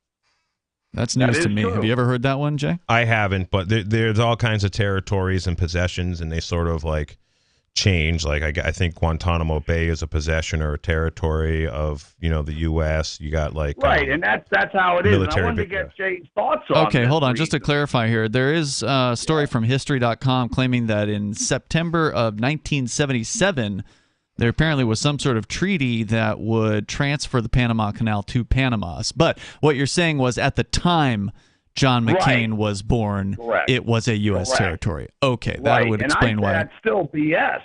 Mm-hmm. Now, just to be clear, though, wasn't John McCain born to American quote-unquote citizens, if you believe the whole idea of citizenship, which is another discussion? Yeah, but it didn't matter because he was actually born in the Panama Canal. Well, why should that matter? I mean, if indeed citizenship is a thing, and they certainly want you to believe that it is, and we can quibble on that later because I don't think it even exists personally, but if you believe in the concept of citizenship, then if it's two American quote-unquote citizens and they have sex wherever they have sex and they have the baby anywhere in the world, why would it matter on what plot of land they actually had the baby? It's still got American citizenship, doesn't it? I have an answer to that. In the case of Alexander Hamilton, remember, he was, I think it was the Indies he came from, and he was brought by parents and adopted and raised in New York. He became representative of New York and Secretary of State, ultimately. Now, you can do that. You can be governor, you can be representative, you can be senator, but president's a different story. It has nothing to do with citizenship has to do with where you actually were born, and that's where the issue comes in. I don't think that's true. Citizenship. I don't think that's true. I'm accurate on this one, Ian. I promise you. There is some truth to it. I do know that one thing that's popular. In fact, I've had people try to convince me to do this. When we were pregnant, there's like, hey, you should go down to Mexico and have your baby in Mexico. That way, your baby has dual citizenship as an American and a Mexican. And when America, when it becomes illegal to be a white man in America and they start, genociding everybody for whatever reason, you could at least, be one of the your kid could escape to Mexico is like a lot of people that was like sort of their deals, or at least have your kid in some other country that had some kind of dual citizenship, like status deal for that. So that is happening where, Americans, there is an example of someone I know that they went to Mexico for something. She was pregnant. They were living, I believe, in Arizona or Texas, and something happened down in Mexico. It was, a baby just showed up and came a month early, and everything was, the baby was fine, born, whatever. I think the baby's a teenager now, but that baby has dual citizenship is what they were, pretty happy about. So, but with what do I think about, these, guys being born in the territory? Because wasn't Obama, actually, he was born in a different country, not even a territory. Well, that's why. So that's a little, that was why, Okay. Yeah. So what I can say is the United States is foreign to, like, the nation state of New Hampshire. It is a foreign entity. The United States is only the District of Columbia, territories, and possession. Like I said, so it's we covered that, the one right. that with New Hampshire and PA. You covered that with me back on February 23rd this year. Yeah. So, thanks for keeping good details there. So I got a good memory. so and like here in New Hampshire, this is how New Hampshire defines a state. This is in Title I, State and its Government, Chapter 21, Statutory Construction, Section 24 or 21.4. State, semicolon, United States. The word state, when applied to different parts of the United States, may extend to and include the District of Columbia and several territories, so-called. Like the Commonwealth of Pennsylvania, that we covered that night. And the words United States shall include the district and territories. So it sounds like if someone was born in a territory, they would be a United States citizen. And but me, I'm not a United States citizen. I'm not a federal United States citizen. I was born in Massachusetts. Massachusetts is so my nationality is technically a Massachusettsian. But now I claim that's a mouthful. Yeah. So now I claim, my domicile on the New Hampshire nation and not the United States. I'm on New Hampshire, United States of America, because New Hampshire is a sovereign nation state that is in a federation with other states. So that's kind of how I feel about that. If I may, Jay. Well, hold on a second there, Ricky. I'm sorry, man. I think you're wrong about this. According to the government's own website, if you are born to a U.S. citizen, especially two U.S. citizens, if you're a U.S. citizen, you should report the birth of your child to the nearest U.S. embassy or consulate so they can issue you what they call a consular report of birth abroad, and that would certify that your child was a U.S. citizen at birth. Okay, but if I may give a point here. Now, you could then that child could then run for president someday if they wanted to. But if I may, one quick point. Now, Arnold Schwarzenegger. Now, he was born in Austria. Now, he was governor of California, and he was a citizen. Now, if I may, he could have been representative. But he's not a natural-born citizen. He became a citizen through. I don't think that matters because you're only talking about citizenship with your example. He was a citizen, and so was McCain. But he wasn't a natural-born citizen, and John McCain was. That's the difference. I question the whole territory thing. That I question. It doesn't matter if it's a territory, and it doesn't matter if it's China. It doesn't matter I don't know how it works when it's one parent is the citizen and the other one isn't. I think that may change things or not change things. But if both parents are definitely U.S. quote-unquote citizens, then the child is by definition a U.S. citizen according to their own rules. But I'm with Jay on this one generally. I don't believe the idea. And thank you for the call tonight, Ricky. Oh, by the way, Ricky, our chatters want you to join the chat server over at chat.freetalklive.com. There's been a request that you join the chat server and join the On Air Now channel. Just go to chat.freetalklive.com to find the instructions. But I'm with Jay on this one. There's been so many different Supreme Court rulings saying the federal government has no obligation to protect you. And the clear definition of citizen, anywhere you look it up, is one who owes a duty of allegiance in return for an obligation of protection. And the federal government says they have no obligation to protect. They've said it countless times. And so therefore, if they don't have an obligation to protect you, how can you have any kind of duty to them? I mean, clearly the whole concept is nullified right on its face. But the idea of state citizenship, that could be a thing. I don't know if there's been rulings that state governments don't have an obligation to protect. Wouldn't surprise me if they don't have an obligation, but I've never seen that. There's more coming up here. You can join the show and here on Free Talk Live.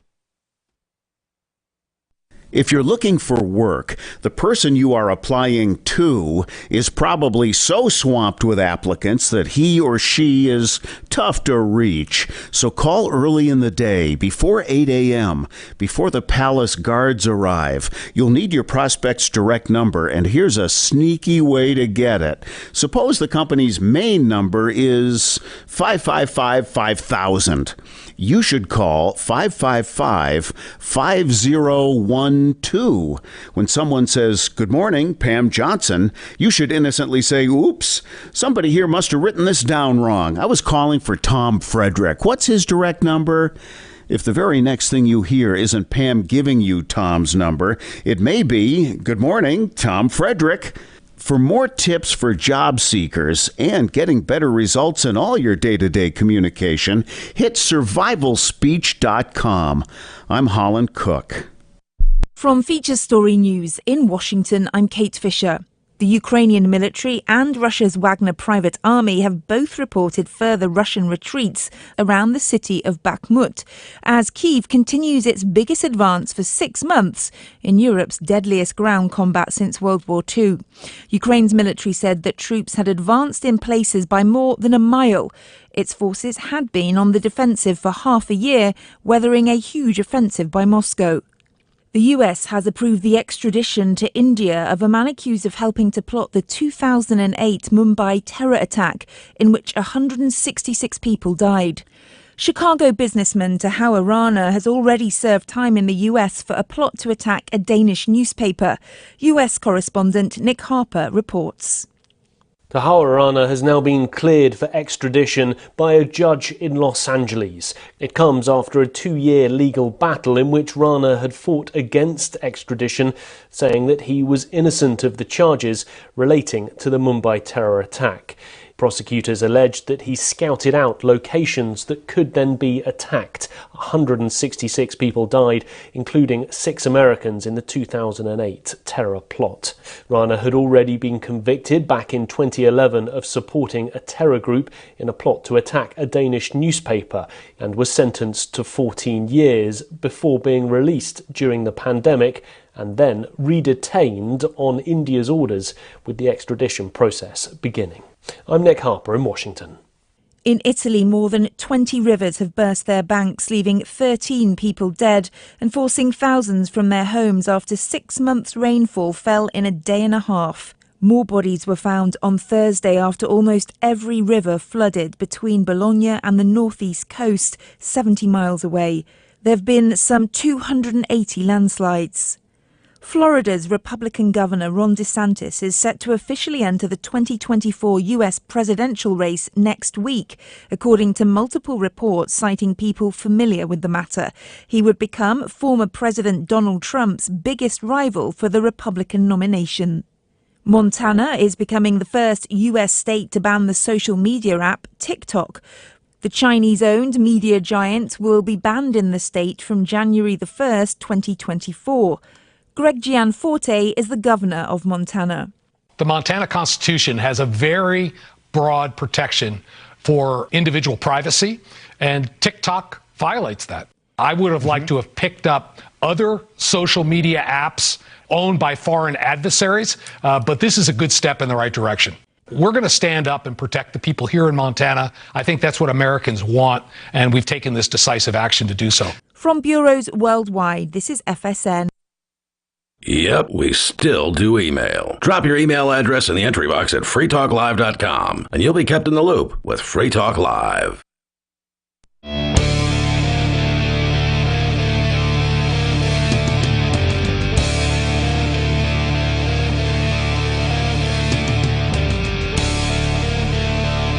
Free Talk Live. You can join us here and bring up whatever you want. The number is 603-283-6160. We're talking about the idea of citizenship, which, you know, on its face sounds fine. It's a trade deal. On one hand, you give up some rights. I think you actually had a quote that you were just sharing with me off the air. In return, you get something. You give up your rights for certain things. In return, you get protection. You get taken care of, or whatever the deal happens to be. But that deal, if it ever existed, doesn't exist now.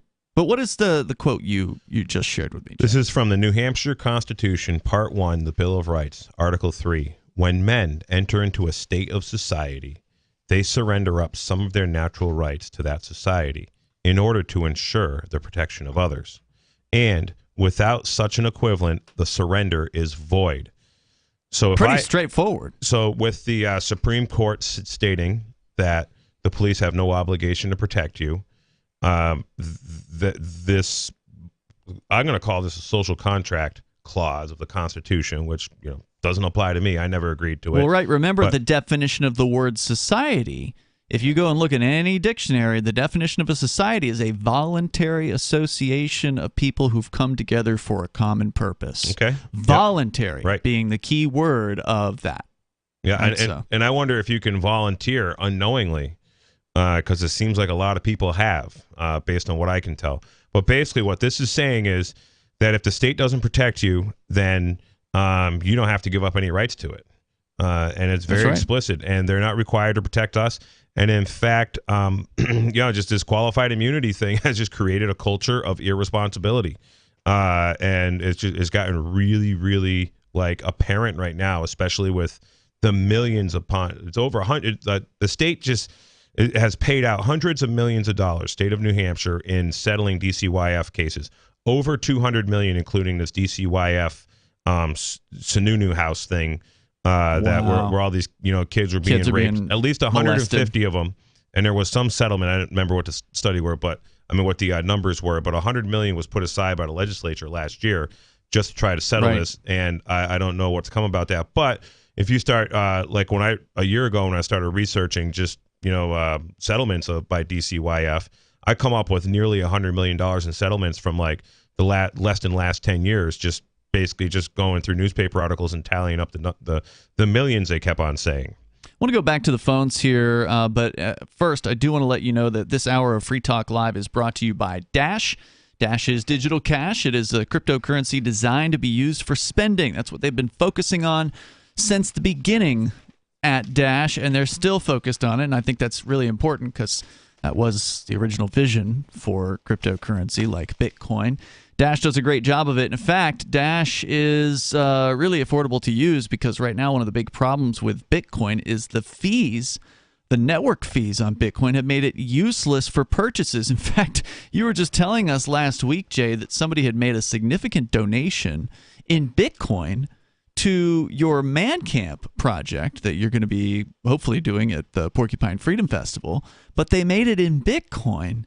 And they didn't set the fee high enough to make it through in any kind of decent amount of time. But it's finally come through. 7 days after the transaction was made. 7 days before it finally got its first confirmation.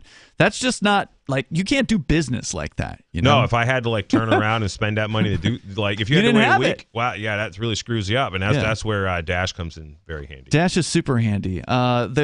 Dash transactions, you're not going to spend even a cent per transaction for getting that done.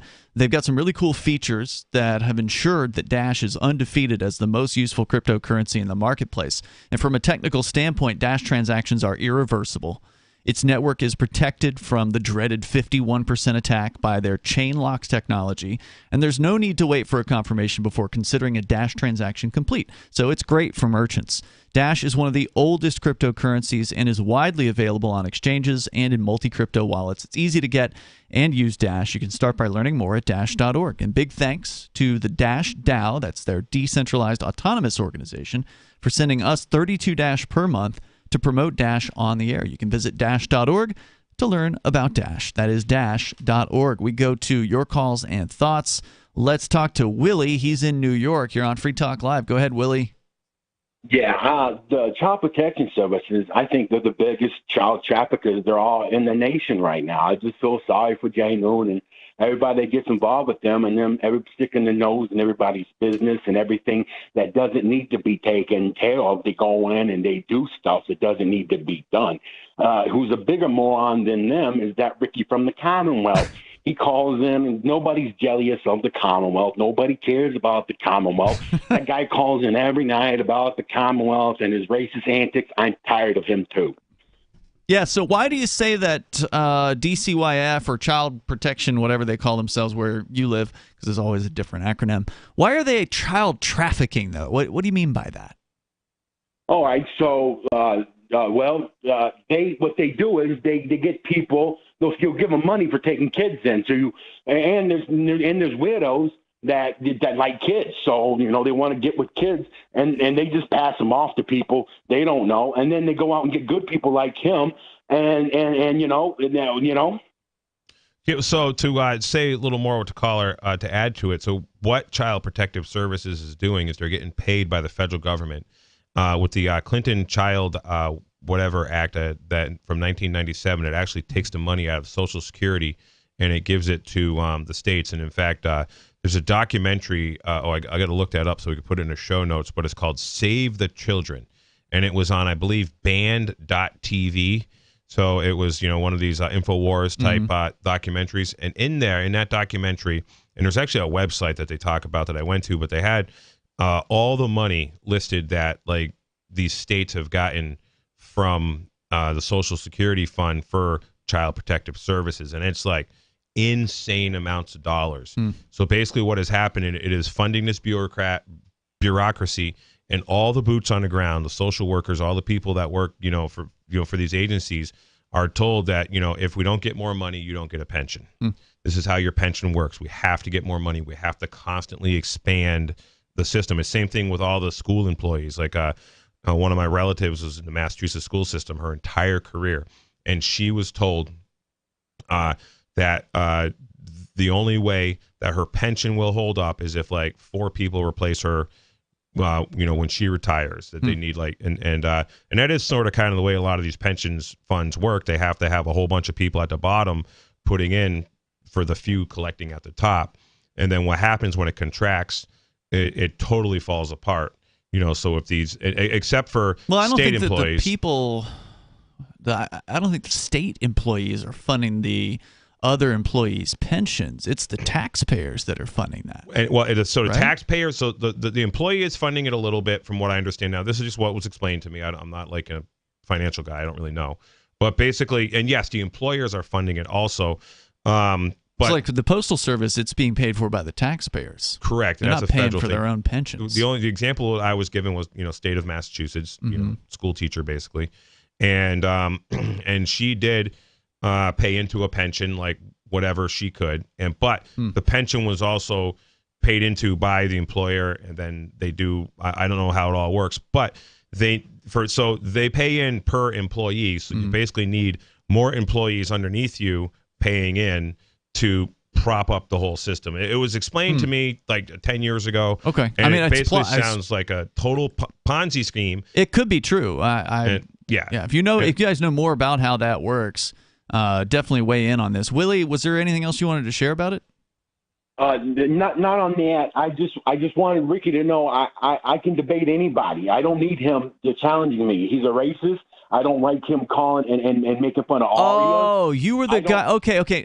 Now I just figured it out. So, so he called earlier this week. Ricky called earlier this week, and he mentioned a guy, and I think it was Willie. And he said he wanted to have a discussion directly with Willie, and so he wanted y'all to both call in at the same time on the same night. And you're saying, Willie, you don't care to do that. You're not interested in talking directly to Ricky. I don't need to talk to him directly. I can talk to him right now. He can hear me. Ricky, you're a moron. Any day, any time. I mean, I don't need to talk to him directly. If he needs to, I don't know what he needs, Well, I guess I'll say this. He did ask for us to invite you. If you call in at the beginning of one of the shows, Ricky's always in at the beginning of the show. I just put him on hold until we're finally ready to get him on, just because he's a chronic caller, so he doesn't deserve to be gone to first or anything like that. So if you're in the first hour, there's a good chance Ricky's going to be on hold, and then maybe we can get you guys together if you're feeling up to it. But Willie, thanks for the call tonight, man. I definitely appreciate it, because I know Ricky's going to be triggered. I mean, Ricky's going to call back in tomorrow night. All he's going to want to talk about is what Willie had to say.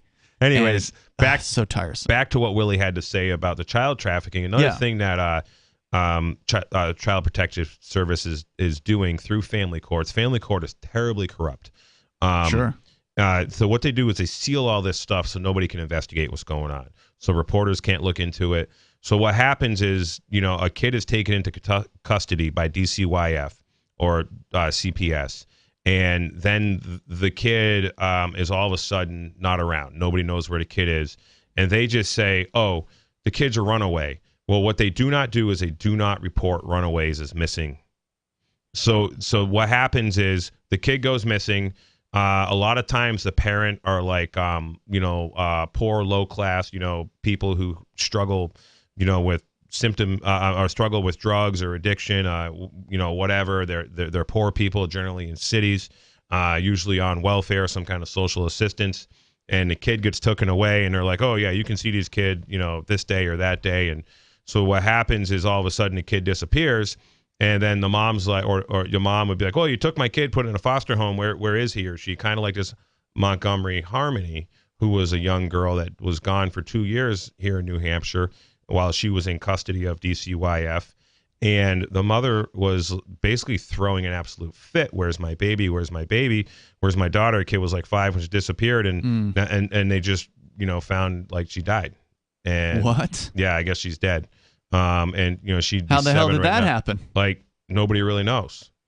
This is another. Hold on. I'm not familiar with this case. So how did the mom lose the child? Did DCYF just come take the kid, or the mom from what I've been, so it's been like 6 months since I've looked at any of this, but the mom had some kind of substance abuse issue, I think. And so she get arrested or something? Something happened, I'm not sure. And but anyways, they took custody of her and they gave the kid to the father. Okay. Now the pictures of the father are pretty crazy. So the father had like some prostitute dead in his apartment was one of the stories. Or some girl dead in the apartment that was some drug addict, but okay. The word. So he's kind of a loser. Yeah, and you guys all like, he looks like he's walked off the set of Breaking Bad. But anyways, he had custody of the DCYF took the kid from the mother. Mm-hmm. The mother had a fit about this. The mother was complaining, I can't see my kid. Where's my kid? She wasn't barred from seeing the kid or anything. Just the father had custody, from what I understand. And then the kid's lost. The little girl's lost, 5-year-old little girl, and then it turns out she's dead. She's dead, and she should be 7 years old right now. So this is what happens when DCYF gets involved. And the Did she die? I'm sorry, I know you don't know that much about it. She died in the dad's custody? Not sure. Okay, I honestly don't know. But it sounds like a mess. It's another mess, Mm-hmm. and this is what happens now. Of all of these, like when I did the internet search, New Hampshire DCYF settlements, every report said, oh, there's been a settlement reached with the family, and the family has agreed to hold harmless the state of New Hampshire, and has agreed that the state of New Hampshire and and the social workers and or whoever involved, the employees, are held harmless and they are not of any fault. But they had to pay the people the settlement. $7 million, $5 million, $3 million, whatever, all these millions of dollars to essentially, get them to do that. And so it happens in every state.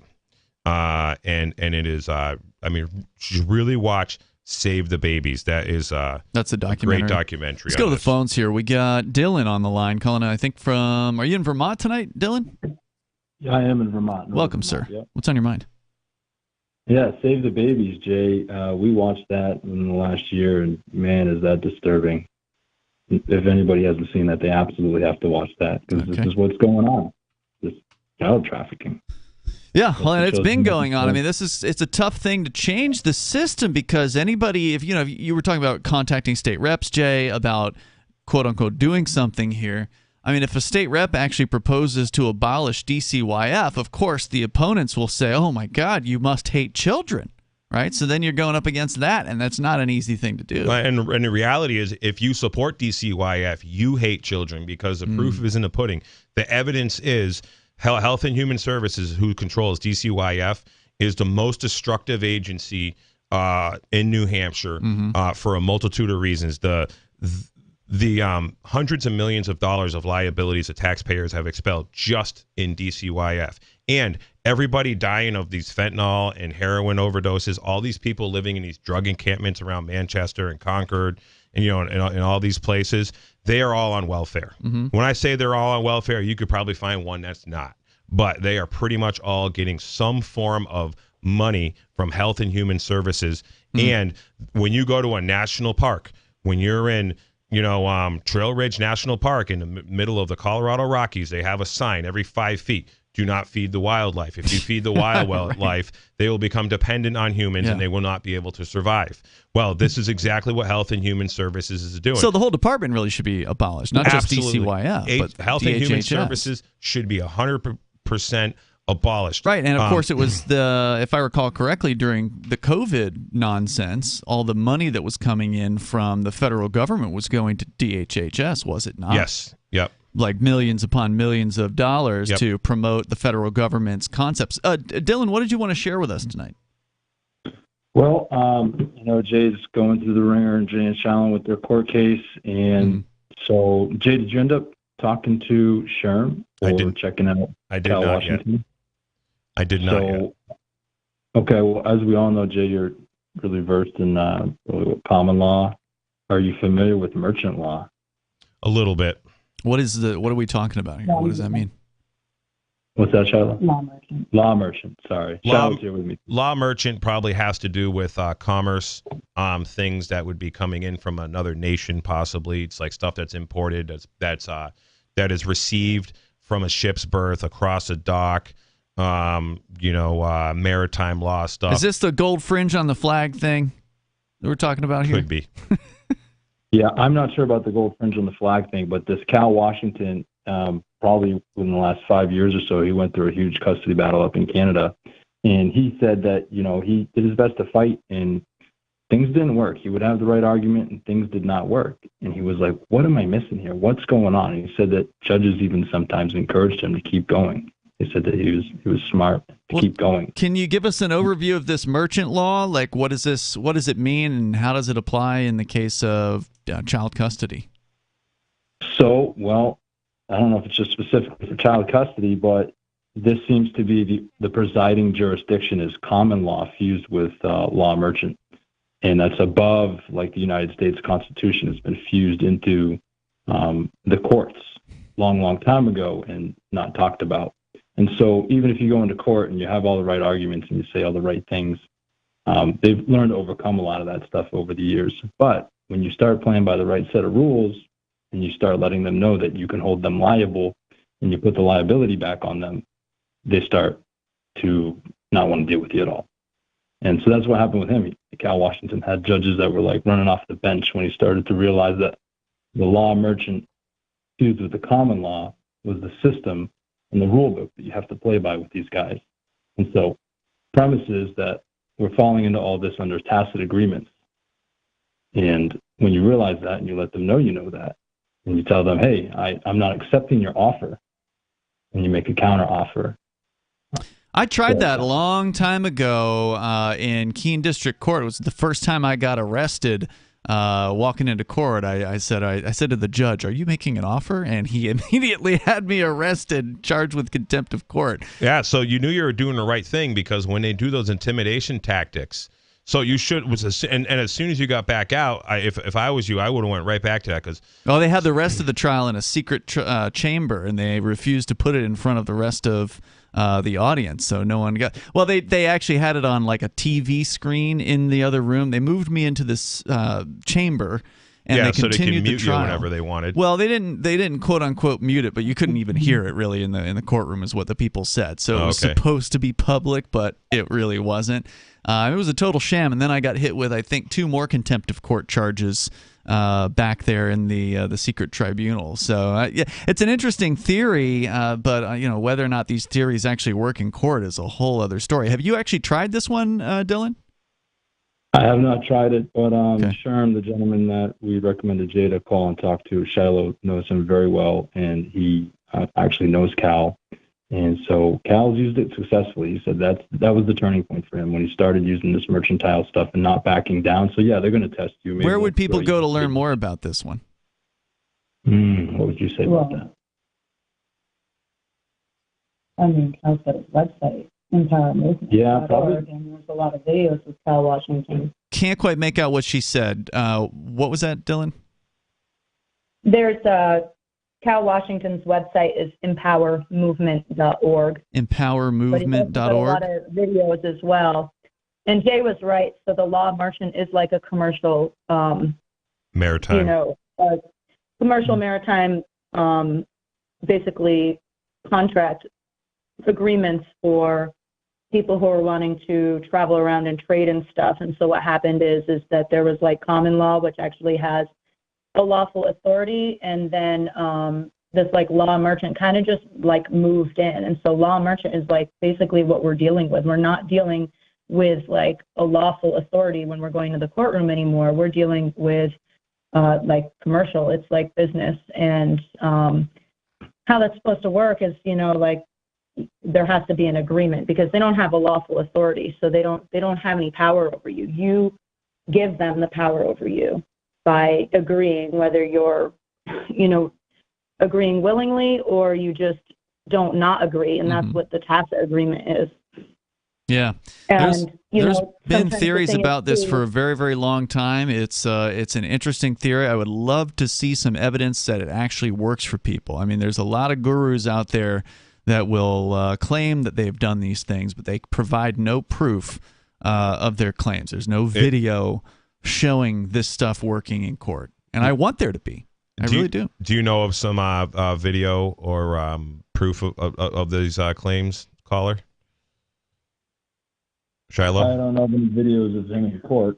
I don't know about having any videos of him in court. I mean, I can only talk about my own experience, but I definitely do feel like letting them know that you're not in agreement with what they're doing and that you're aware that works. Just from my experience with like traveling and in the courtroom and dealing with, law enforcement as well as judges. You're saying things like, I do not consent.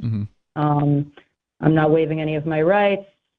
I reject your offer to contract with me is something I've been using for years. In fact, it is the first thing I told the CP, the DCYF people who called us. When they on the video, I don't know if you can see it in the video that I have where I reject their offer to contract with me. I think I do mention that in there. But yes, and I've been doing that with right to travel cases, with all kinds of like regular traffic ticket type things. And because this is all an offer to contract, and people are just so dumbed down they don't really understand what's going on. Because another thing that was been going on for generations, everyone's just relying on lawyers to solve these problems for them, and nobody's actually doing it themselves, and parents aren't teaching their kids how to do this. In fact, this is something that we need to start doing here in the Free State Project here in New Hampshire and Vermont. Is we need to start having meetups where we role play court, where we teach kids, as part of the homeschool program, how to write these lawsuits, how to defend themselves, how to exercise their rights. The only reason I got good at it, and I did it a lot, is because my father was facing federal years and 15 years in basically federal prison when I was like 8 or 9 years old, and he had to learn this stuff. He had no choice. So, and I am here today knowing this stuff because of that. Guys, can you confirm empowermovement.org is the right website? Because I went there and it took me to a different site that does not look at all like what you're talking about. Yeah. Do me a favor, check on that, and we'll check back with you here during the news and make sure we get that right. Because I'm pretty sure this isn't the right site. I want to make sure we get that site out there so people can do their own research on this. Hour number 3 is coming up. It is Free Talk Live. Free Talk Live, the show where anyone can call about whatever they want. And we do mean anyone. No, I can understand the time cue, but what I know is wiser than anything else. Like God created one day, I've created 4 simultaneous days in one rotation of Earth. At what point did you become the wisest human, Gene Ray? Well, I've learned everything. When you know everything, there's nothing to know. Okay, well, now, you said you're getting ready to write a book on it. When can we expect to see it? No, I don't have a publisher yet. A lot of morning touch it. And so... you touch it in the morning? Well, sometimes, not much. Yeah. How old are you, Dr. Gene Ray? I'm 78. Well, I told this black lady down in St. Pete, I said, when you die, you're going to come back as a white person. I said, I'm going to come back as a black person. I'm going to hate you honkies. Free Talk Live, 7 nights a week from 7 to 10 Eastern, live on the Liberty Radio Network at LRN.FM. Are you tired of governments murdering people around the world? Stop using their money. There is an alternative. Bitcoin is a stateless, free market, non-political currency. Bitcoin cannot be inflated or controlled by any government. By using their money, you are helping the state. Stop doing it! You have an incredible alternative available now. Learn it, use it, spread it. Get started with Bitcoin at bitcoin.com. That's bitcoin.com. Tired of cancel culture? Sick of mega tech corporations holding an axe over your head? Join the LRN.FM Matrix chat server. It's self-hosted, so no one else can tell us what to do or say. Don't like the existing channels? You can make your own. You can even connect into some of our channels from other Matrix servers. It's federated. For the full LRN.FM Matrix experience, though, you should join our server via the step-by-step instructions at chat.lrn.fm. Chat.lrn.fm. You're listening to the live edition of Free Talk Live. Hour number 3 is next after the news here on the Liberty Radio Network at LRN.FM. From Feature Story News in Washington, I'm Kate Fisher. The Ukrainian military and Russia's Wagner private army have both reported further Russian retreats around the city of Bakhmut, as Kyiv continues its biggest advance for 6 months in Europe's deadliest ground combat since World War II. Ukraine's military said that troops had advanced in places by more than a mile. Its forces had been on the defensive for half a year, weathering a huge offensive by Moscow. The US has approved the extradition to India of a man accused of helping to plot the 2008 Mumbai terror attack, in which 166 people died. Chicago businessman Tahoe Rana has already served time in the US for a plot to attack a Danish newspaper. US correspondent Nick Harper reports. Tahoe Rana has now been cleared for extradition by a judge in Los Angeles. It comes after a 2-year legal battle in which Rana had fought against extradition, saying that he was innocent of the charges relating to the Mumbai terror attack. Prosecutors alleged that he scouted out locations that could then be attacked. 166 people died, including 6 Americans in the 2008 terror plot. Rana had already been convicted back in 2011 of supporting a terror group in a plot to attack a Danish newspaper and was sentenced to 14 years before being released during the pandemic and then redetained on India's orders, with the extradition process beginning. I'm Nick Harper in Washington. In Italy, more than 20 rivers have burst their banks, leaving 13 people dead and forcing thousands from their homes after 6 months' rainfall fell in a day and a half. More bodies were found on Thursday after almost every river flooded between Bologna and the northeast coast, 70 miles away.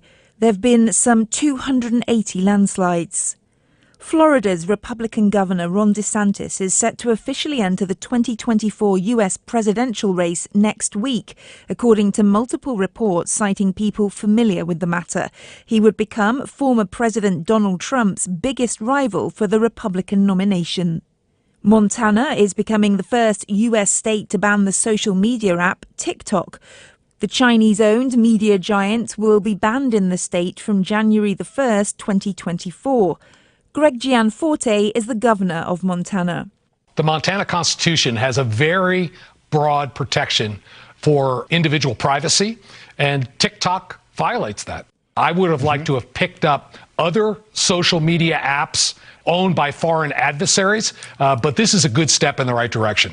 We're going to stand up and protect the people here in Montana. I think that's what Americans want, and we've taken this decisive action to do so. From bureaus worldwide, this is FSN. The telecoms giant BT is warning that it will need to shed tens of thousands of jobs by the end of the decade. The British firm is looking to cut costs and has said that some of the roles can be done by artificial intelligence. From the UK, John Beaver reports. BT is the largest mobile and broadband provider in the UK. But as they announced falling profits, Chief Executive Philip Jansen said they need to make the move towards being a leaner business with a brighter future. The workforce of around 130,000 could be almost halved, with up to 55,000 jobs being cut. As it finishes building out a fibre internet network, the company says it will not need as many engineers to maintain the modernised infrastructure. and up to 10,000 jobs could be replaced by artificial intelligence, including some customer service roles. BT's chief executive said that whenever you get new technologies, you can get big changes, adding that the recent improvement in AI gives BT the confidence that they can go even further. BT profits for the year to April were 12% down. Shares fell by more than 7% at the news before rallying slightly. Our main news again. The Ukrainian military and Russia's Wagner private army have both reported further Russian retreats around the city of Bakhmut as Kyiv continues its biggest advance in the war for 6 months. More than 20 rivers have burst their banks in Italy, leaving 13 people dead and forcing thousands of people from their homes after 6 months of rainfall fell in a day and a half. And Florida's Republican Governor Ron DeSantis is set to officially enter the 2024 US presidential race next week. There's more from us on Twitter. You'll find us at Feature Story. That's the latest Feature Story news. Kate Fisher reporting. Saying that a few images of displaced refugees would probably do the trick, Americans admitted this week that they could probably be talked into another war. Citizens nationwide told reporters that if they were to see a blurry satellite image of potential nuclear weapons or footage of an evil militant group, they could easily see themselves getting on board with another major military effort. I'm not saying I'd be gung-ho about it right away, but if they called it something like a concentrated military operation or something other than war at first, I could see myself warming up to the idea. Honestly, just hearing a top official on TV say something like patriotic duty might clinch it. And in this week's op-ed pages, an area man finds it's just his luck to lose thousands at the blackjack tables every night for the past few weeks. In other news, a senator tries submitting a rejected bill to the Canadian Parliament. What mom would have wanted is evolving over the course of funeral planning, and a new report finds you're actually saving money with a Franklin Skate Center roller rink membership. This is the Onion News Network. Got Telegram? You can follow our channel there and discuss show prep with other listeners at telegram.freetalklive.com.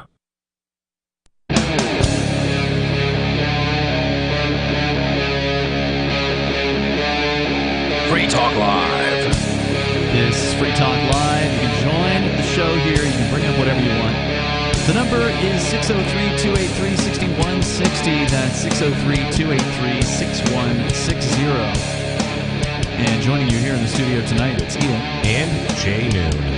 We've been talking sort of overall about your rights and these DCYF, children, families, governmental organizations that are snatching children from people and cooking up ridiculous criminal charges like your wife is facing, Jay, for allegedly just leaving your 2-year-old strapped into a climate-controlled car for less than 15 minutes while she went in, sleeping, by the way, while she went into a store to do something and then came back and found police outside of the car.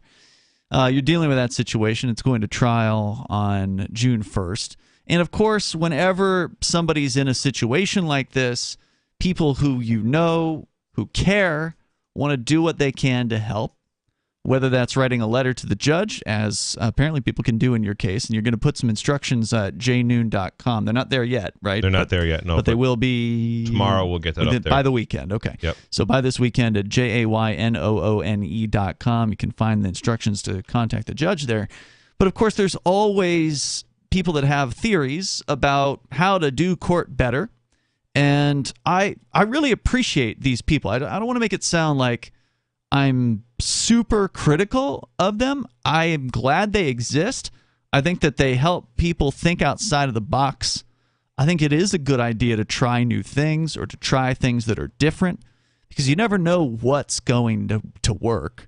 But one thing that I can say, at least for sure, is that none of this stuff works consistently. If there's anybody out there that's claiming they have some sort of magic formula to make the courts leave you alone or, all of a sudden grant all your rights will be respected by the system, it's like, no. If there was something consistent out there, we'd see some consistent evidence of it. There would be some, video of somebody applying these techniques in a courtroom environment and actually winning. And that video, unfortunately, from what I've seen over the many years, we have discussed these things, and we've had various callers call in. And Dylan, who called in the last hour, I know him. We know him personally. He's a great guy, great activist who has kind of been in and out of New Hampshire. He's in Vermont right now, but he's here a lot. He goes to the Porcupine Freedom Festival. I don't think he's a scammer or anything like that. I think he really is earnestly, believes he's doing the best thing. And right now, he and his wife or girlfriend were on the line with us, and they mentioned a website. And I misheard what was said. I thought it was Empower, EMPOWER. He gave out a website. It was actually InPower, as in your own power. INPOWER, InPowerMovement.com. That was the site they gave out. I want to make sure it's clear. That's not an advertiser here. I cannot analyze what this site is trying to say because it's a membership site, which I wasn't surprised to see. And I don't blame the guru types out there, the people that claim they know the way, the one true way to, total freedom or freedom from this oppressive system. I don't blame any of them for wanting to, pay their bills and make a little bit of money for what they're doing, but I'm always skeptical of those approaches personally because, to me, it's like, hey, if you actually have something here that's worth doing, why not just give it away? Why not give away the information? And, of course, they've got answers to that question. Their answers are usually, my time is worth something, and that's fair. There's no doubt about that. I mean, their own website here says that the people that work for them are just volunteers, and that the money just goes to pay for the hosting services and development for the site. So, I mean, maybe that's true, but the fact is, you still can't really analyze this, whatever it is that they're doing. They call it a notice of liability. You can't really analyze it until you give them the money. And that's frustrating. I understand why that happens because a lot of times when you're people are given this kind of information, it's like just laying out there. It's like it becomes, you don't really know how to use it. You don't really understand it. You didn't research it. You didn't get some serious, insight and training on how to use it. It becomes, more harmful sometimes. It's just enough information to get you in trouble. Is a lot of what I've seen with these type of things where people didn't understand the project, the procedure or the process. And I mean, I've used a lot of these things for years, and I've had really good luck. And I did well in Massachusetts for a long time with a lot of these things. It got to the point to where the local cops, Palmer, Mass, they just leave my entire family alone now. That's great. They are not bothering us. They're very polite, they're friendly, but they've been straightened out, and we're not low-hanging fruit.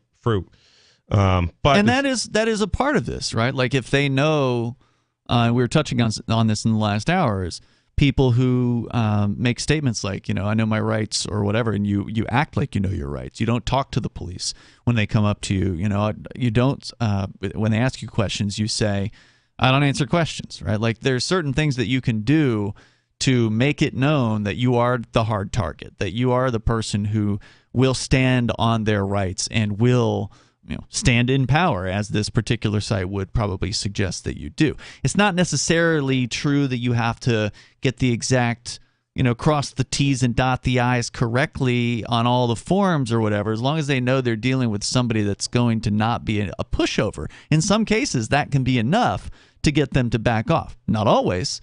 And like this website has in their disclaimer at the bottom of their site, is that there's there's essentially no guarantees, right? Like they're not giving legal advice and they're not representing you or whatever. And there's no way to guarantee that this is going to work for you, but it's something you can try. But if people took time and studied things like this instead of doing the mental masturbation of just looking at TikTok or just watching mindless TV sitcom stuff, they would be a whole lot smarter, and they would be a lot more informed, and they would be better prepared when the government comes against them. The problem is most people have no clue what's going on. They don't know what their rights are. They don't care what their rights are, because especially the younger generation, especially like my generation and younger, and even my parents' generation, they just want to hang out and watch TV.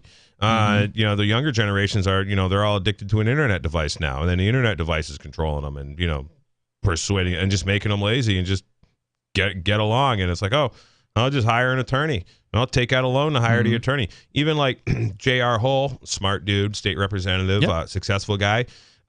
His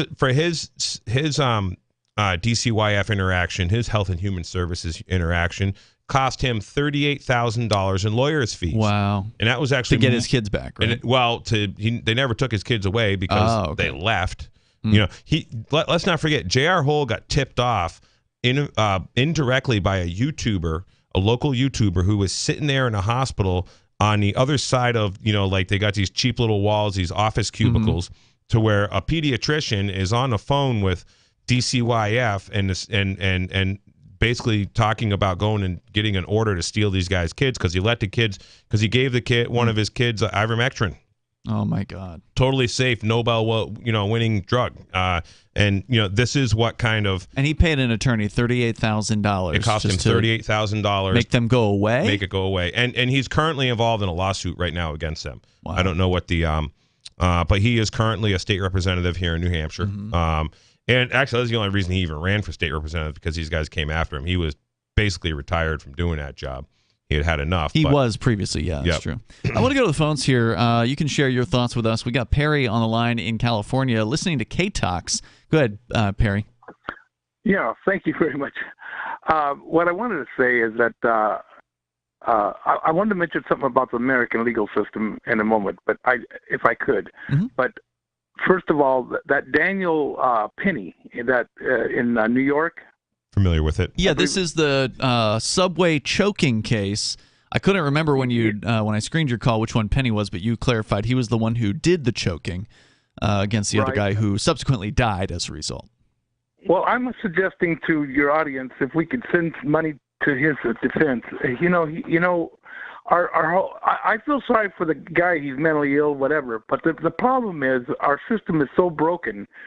And we don't have enough police, and there's just a lot going on with that whole scenario.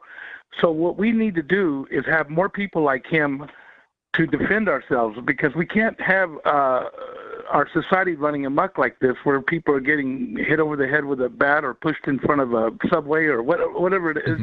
There's just so many things happening to the American people It's right not now. a lack of robbed. It's not a lack of police issues. Sorry to interrupt you. What's going on here with these cities? It's what we have is we are witnessing right now the decay of our culture. We have a bunch of deranged lunatics. So all these people who are doing this stuff are mentally ill. And the way I look at it is, how can you not be mentally ill if you've spent your entire life in a city, if you have been consuming all of the toxic food that's that's processed foods, the fluoridated, chlorinated water, the toxic air. You're around massive layers of radiation now from all kinds of Wi-Fi and whatever, just infrastructure. And the city is like New York City. My friend Luke Radowski is a good friend of mine. He's from New York City. He says the people on the subway, the culture is like nobody talks to each other. There's no conversations. There's no nobody's polite. And then you also have, with all of the people that are homeless, that are given that are being encouraged to be homeless, they're given money, they're given food. The amount of money that these cities are spending on the homeless is making the problem worse. So you have all these drug encampments that are like insane on like Venice Beach, California, and all around San Francisco. They've literally become third world S-hole countries and or cities. And it is because of liberal policies. It is because of feeding the wildlife, feeding the people. These people, like Health and Human Services, needs to cut them off immediately. There should be no more checks going to anybody, no more welfare. At least not let any more people get on welfare at all. And that's a huge part of it. It's the HHS is enabling this behavior, and the liberal prosecutors are enabling this behavior. The media is a big driver of this too, because we live in such a cult society where so many people believe what the internet device says, what YouTube says, what big tech is pushing. And just like I've been saying, if you look at urban areas, the people that are like under 30 years old that have grown up in the urban areas, they're basically algorithmic slaves. And and when anybody look at the guy, it's Derek Chauvin, a police officer who basically wrestled down some crackhead. I forget the guy's name. Speedball, whatever. The guy selling cigarettes. No, this was the guy who got killed 2020 by the cop, and the cop got convicted. I think Derek Chauvin's a cop's name. Right, Floyd. Floyd, George Floyd. The Floyd guy who was some notorious criminal. Sorry, I was looking up this story about. So you have a bunch of cops, like the good cops are like they've gotten out of the cities and they've went and work in small towns. That's what I'm hearing about the cops, because they don't want to deal with this nonsense. I know a whole bunch of cops in Massachusetts. My grandfather was a lieutenant detective in the state police, but I know a whole bunch of cops in Massachusetts. As soon as they did the vaccine mandate, all these cops quit, and then all the cops that just are going to go along and get along and take the vaccine, they stayed on, and these are the cult member cops. Perry, what else did you have to say about this? Well, I would say this: the cops should be well trained, of course, trained better than they are today, and filtered better. Make sure that we get good cops out there that are not going to just be choking people to death. The system doesn't want good cops. They want order followers. Mike Passio explains this really well. Even was it New Haven, Connecticut got sued because a cop had too high of an IQ. They wouldn't hire him. That's right. They don't. The system does not want smart cops. They do not want smart cops. I will say this. A moment ago, you were talking about how people don't talk to each other and stuff like that. It's kind of funny you mentioned that, because I'm almost 70. I'm getting up there in my age. But when I was younger, everybody talked to each other, and you could even talk about politics. Or like for 250 years, we were talking about politics, in America and stuff. Nowadays, you're right. People are kind of weird, and they're mentally off. Like our politicians, a lot of the politicians are mentally off, especially on the Democratic side. But the thing is, people are acting strange when it comes to, you can learn a lot if you listen, and if you speak to each other, you might, even if you're right or wrong, at least you're communicating and you might learn something. But if everybody's quiet, no, I can't talk because I'm going to offend you or you're going to offend me or so. That whole scenario is silly. It doesn't. It's not going to, in a free country like what we live in. It just don't work. It's the opposite of what we should what if about this choking though, Perry? I just want to come back to this because that is what you brought up here tonight. Have you followed this case in detail? Are you aware of what the different sides are saying? No, but I'm thinking to myself, many years ago there was a guy named Getz. I can't remember his name exactly, but he was on a subway too. But he decided to carry a gun, and he went to jail because he didn't have a permit. But he shot the ones that were trying to get him on a subway. Getz, Bernard Getz, maybe Bernard Getz. It was a long time ago, but anyhow. We need more people that are going to protect society, because, like, if you're on let's say a subway or something like that, and say there's a young lady being harassed or she's being beat up or something like that, we got to help each other. We must help each other in this society, because the police can't be everywhere. Well, and people did help in this situation on the New York City subway. It wasn't just Daniel Penny. He was the man who did the choking, but there were at least one or two other men who kind of helped hold the man down who was being choked.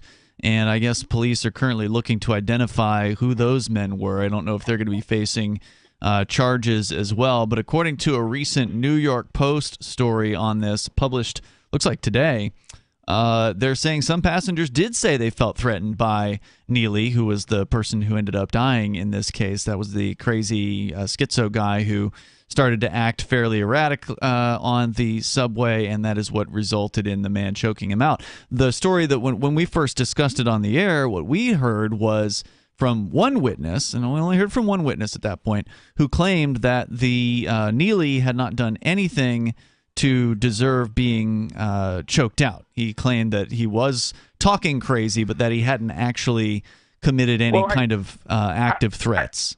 Well, I think Penny, he calibrated it wrong. You know what I mean? He didn't probably want to kill the guy anyway.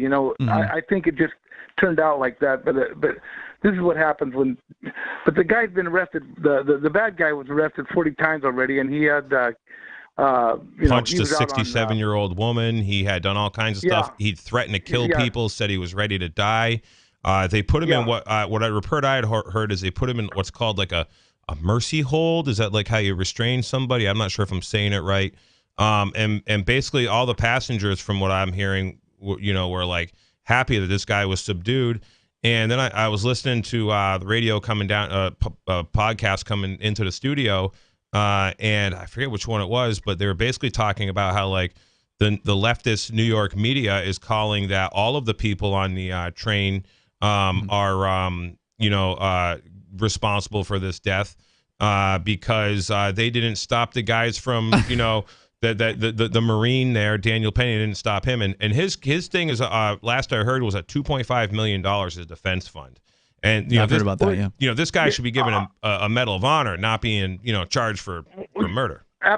Absolutely, he should be thanked, quite a bit, because he's trying to help save lives. He did save lives. One more thing. Yeah, I'll say this: America, we were, when they brought common law over from England many years ago, to the first colonies there. A lot of people don't know this, but the first attorneys were literally beaten up by the citizens. Sometimes they would go in and they'd pull them out of their office and they shut them down. They literally beat them up, and a lot of people don't know that history of our country.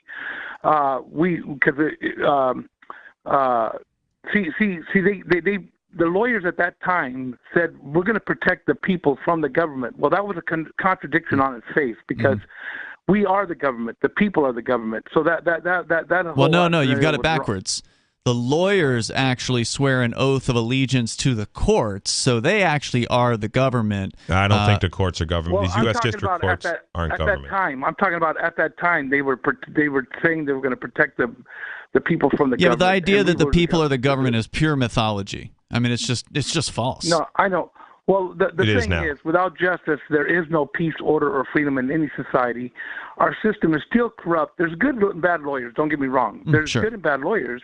It's the American legal system that's corrupt. And we're not going to change that in our lifetime. Nope. See, the lawyers have a monopoly on the administration of justice. They govern themselves through their own bar association, and they control all three branches of government. One of the things that needs to happen is the attorneys need to... there needs to be, for instance, here in New Hampshire, they need to get rid of the requirement that lawyers join the Bar Association. And this is something that obviously the Bar Association wanted to put in the law, and it can be removed from the law as well. And then that would mean that people could be a lawyer without joining the bar. And further, it needs to be legal for people who are non-lawyers, meaning people who've never gone to law school or passed whatever requirements, can also be able to represent someone, quote unquote, in court. That also, it's legal to do on a limited basis in New Hampshire, meaning that if you had wanted to, Jay, you could have said, I want to be the attorney, in fact, for my wife, and then you'd have had to like swear in front of the judge. There's a process, but basically it can be done. Garrett Ian has done it on a number of occasions for folks. So it can be done, but it needs to be something that is legal to do all the time instead of just like a special appearance kind of thing. Yeah. Can I just say one last thing? Yeah. Thank you. I appreciate this a lot. Rome lasted right around 1,000 years. Now, of course, it had a lot of problems within that amount of time with corruption and decadence and so forth. But the thing is, we've lasted right around 250 years. We're collapsing now. They collapsed completely after 1,000 years. We're collapsing now. I hope they don't drag this out for another 750 years. Yeah, and I don't look at it. Go ahead. Sorry. All it is that, I love America. I hate to see us going down like this, but we got. Well, the good news is it'll still be America when the United States government fails. Okay, it's still North America. So you got to remember, there's a difference between America and the United States of America. The United States is the quote-unquote government. That's the organization of strangers who want to use violence to rule over peaceful people, and to hell with those people. We have no need for them. They do not benefit us in any way, shape, or form. They're a violent criminal organization that exists to destroy life and destroy humanity, and that is not what America is. That's a criminal enterprise. They're just harvesting everyone's energy. We got modern-day slavery. Everyone's a slave to their device is what's happening. That's we what should it talk is. why people don't want to talk. And a slave to the dollar as well. That's how they're doing that harvesting, by the way. They have control over the money. Thank you, Perry, for the call tonight. We got time for you. If you want to join the show, you can jump in at 603-283-6160. By the way, the phone lines are almost full. 603-283-6160. It is Free Talk Live. Hey, you are going to love the movie Victimless Crime Spree. It's hilarious, heartwarming, and carries a ton of inspiring freedom messages. Feeling down about the lack of liberty in your life? You need to put on this film with some friends and have a good laugh. It's a true story about me and my friends in New Hampshire living free, singing, dancing, and getting arrested. Of course, it's all on video, and the bad guys, the cops, judges, bailiffs, and sheriffs, they all play their part like it's out of a movie or something. You would think we scripted the whole thing, but it's real life. Go ahead and have a watch, and if it's been a while, have another look. I guarantee you'll notice things now that you didn't notice before. And the best part is that you're going to walk away feeling a renewed sense of your own power. You are the master of your destiny, and you will be free in your lifetime. Victimless Crime Spree. From Feature Story News in Washington, I'm Kate Fisher. The Ukrainian military and Russia's Wagner private army have both reported further Russian retreats around the city of Bakhmut, as Kyiv continues its biggest advance for 6 months in Europe's deadliest ground combat since World War II. Ukraine's military said that troops had advanced in places by more than a mile.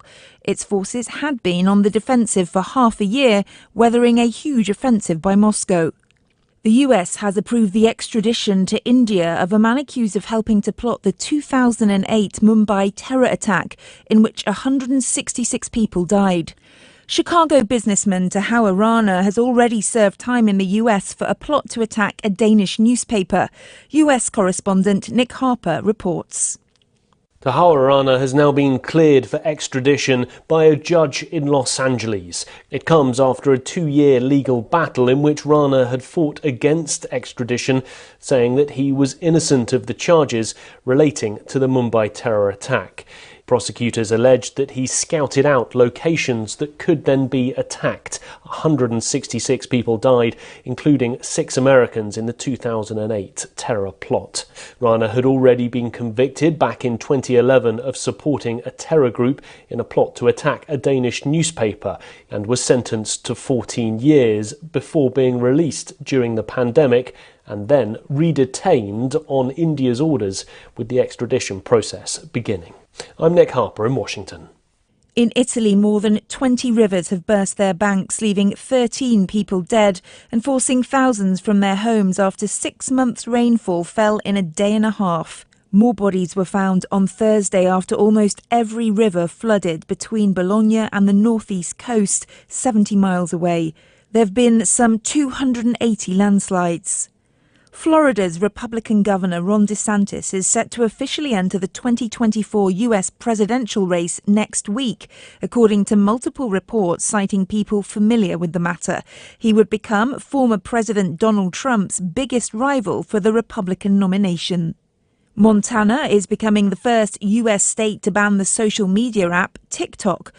The Chinese-owned media giant will be banned in the state from January the 1st, 2024. Greg Gianforte is the governor of Montana.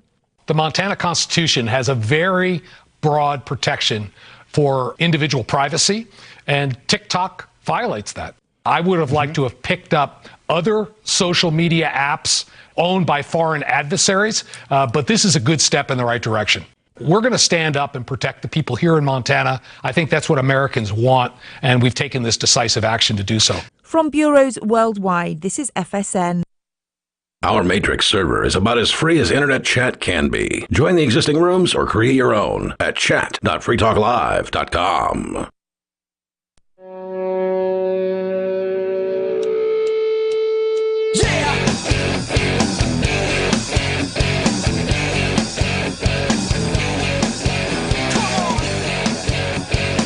It's Free Talk Live. You can join the show here, although our normal phone lines are full up at the moment. So if you want to get on the line, there is one line available. It's the, as we call it, the SIP line. And I forget who came up with it. I don't know if it was captain or whatever, but super important person. It's kind of like that. But it's basically an online connection. So actually, if you're international, it's a great way to call in because it costs nothing to use it. You just have to get a SIP account from one of the various different free SIP providers out there. It costs nothing to do this, but you do have to spend a little time. So you got to get the account and then get the app. And there's different apps, but we recommend how to go through the process. There's step-by-step instructions at sip.freetalklive.com. That's sip.freetalklive.com, and it usually sounds a lot better than calling on the phone as long as you got a semi-decent internet connection backing you up. It's Ian and Jay here in the studio tonight. Also, we talk a lot about the exciting things happening here in New Hampshire. And one of the things coming up, of course, is Jay's wife is going on trial, and that always is interesting because people come out. If you put the word out that something is happening, that you need help, that you need people to come back you up, they're going to show up, even if it's 8:15 in the morning. And they do. They're going to come out. I'm looking forward to seeing a bunch of people show up at this event that's going to be on June 1st. Of course, it's already on the calendar, if I recall correctly, over at the Free State Project. They've got a handy little calendar at fsp.org/calendar. If not, Jay will definitely have to get it up there. But let's see what else you need to know. There's all kinds of stuff happening up here in New Hampshire, and the folks over at Mark Warden's Porcupine Real Estate are the people to talk to if you're looking to make the move here as part of the Free State Project, or maybe you just don't want to join anything. You just want to come on up and be part of the most freedom-oriented society, the most libertarians in one geographic area. They're doing some webinars over at Porcupine Real Estate. They're going to be focusing on various topics, including gun freedom, medical freedom, political freedom victories, and also the best practices for moving to New Hampshire and finding housing. The webinars are helpful. They're hosted by people that know the movement here. Many of them are Free Staters themselves, the folks that work over at Porcupine Real Estate. You can get registered to attend these webinars at move.freetalklive.com. You can also watch the previous ones by going to the Porcupine Real Estate channel on YouTube. You can see past presentations there. And again, go sign up for the upcoming webinars for free at move.freetalklive.com. That takes you right to the sign-up page at the Porcupine Real Estate website. That's move.freetalklive.com. Let's go to your calls and thoughts. We have Major Payne on the line in Michigan. Go ahead, Major Payne. Hey, guys. Yeah, I got dirty nukes in Ukraine. I got landslides in Italy. But right quick, I got to check Richard from Pennsylvania. Okay. He gets under my skin sometimes with things he thinks he knows. I mean, he's quoting Thomas Jefferson and imagining himself being able to visualize what Jefferson had in mind. Well, Jefferson was responsible for the Louisiana Purchase, right? That gave us a toehold on the other side of the Mississippi. Mm-hmm. Michigan, Ohio, Indiana, we were all territories at one time. Michigan was the wild, wild west, At one time, yeah. According to him, 3/4 of the continent aren't citizens just because they were born, or our great-great-grandfathers, whatever, weren't citizens because they were born in territories. Now, that's crazy. Yeah. Well, I think we proved him wrong on that one, but I appreciate you weighing in on that. Well, of course, I don't believe anyone's a citizen because the federal government has clearly, ruled in the Supreme Court many times that they don't have any obligation to protect you. So, therefore, how could you have any duty to them in return? Yeah, Jay brought up, please don't feed the wildlife. Well, the coon don't know he's in a live trap till the door slams shut on him. Major, anything else you want to share tonight?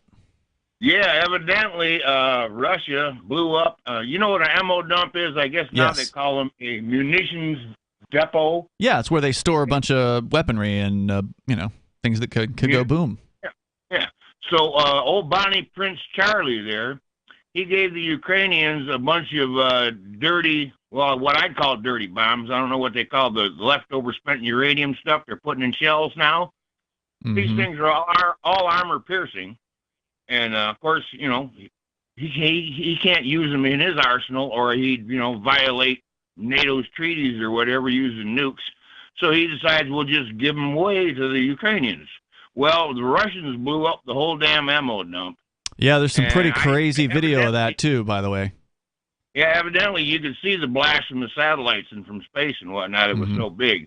Yeah, it was huge. But my question is, which way was the wind blowing? Because I think it was probably blowing onto the to the farmland, and it just ruined the breadbasket of Europe. So I wonder if there's like depleted uranium. That's what he was saying. Okay, he did say that. Okay, that's what it is. It's a dirty bomb. But Good chance of it. It causes cancer and all kinds of side effects down the road. Yeah, just look at all the depleted uranium that the United States put over in Iraq is just wreaking havoc on those people over there. It's destroyed, land that basically can't be farmed in, many lifetimes. There's all kinds of stuff, and this is what irresponsible parasites do. Yeah. Well, I don't think the Russians will let you around Chernobyl still, and that was almost 30 years ago now, maybe. Oh, longer than that. Chernobyl? But anyway, they're evidently in Italy. Really? They got 6 months worth of rain in a day and a half, and 20 rivers have burst their banks. There's been 230 landslides, I think they said. There's at least 13 dead. So you wouldn't want to be in Italy right now, boys. 70 miles. The main river there's 20 tributaries coming into it, and they're all just popping at their corpuscles. Thank you for the call tonight, Major Payne. I appreciate hearing from you here. I was trying to find the story about this ammo dump. It's not on the front page at RT at the moment, but the video was pretty crazy, and I've seen the estimations for what this was worth, right? Like the amount of money that just exploded in an instant in Ukraine.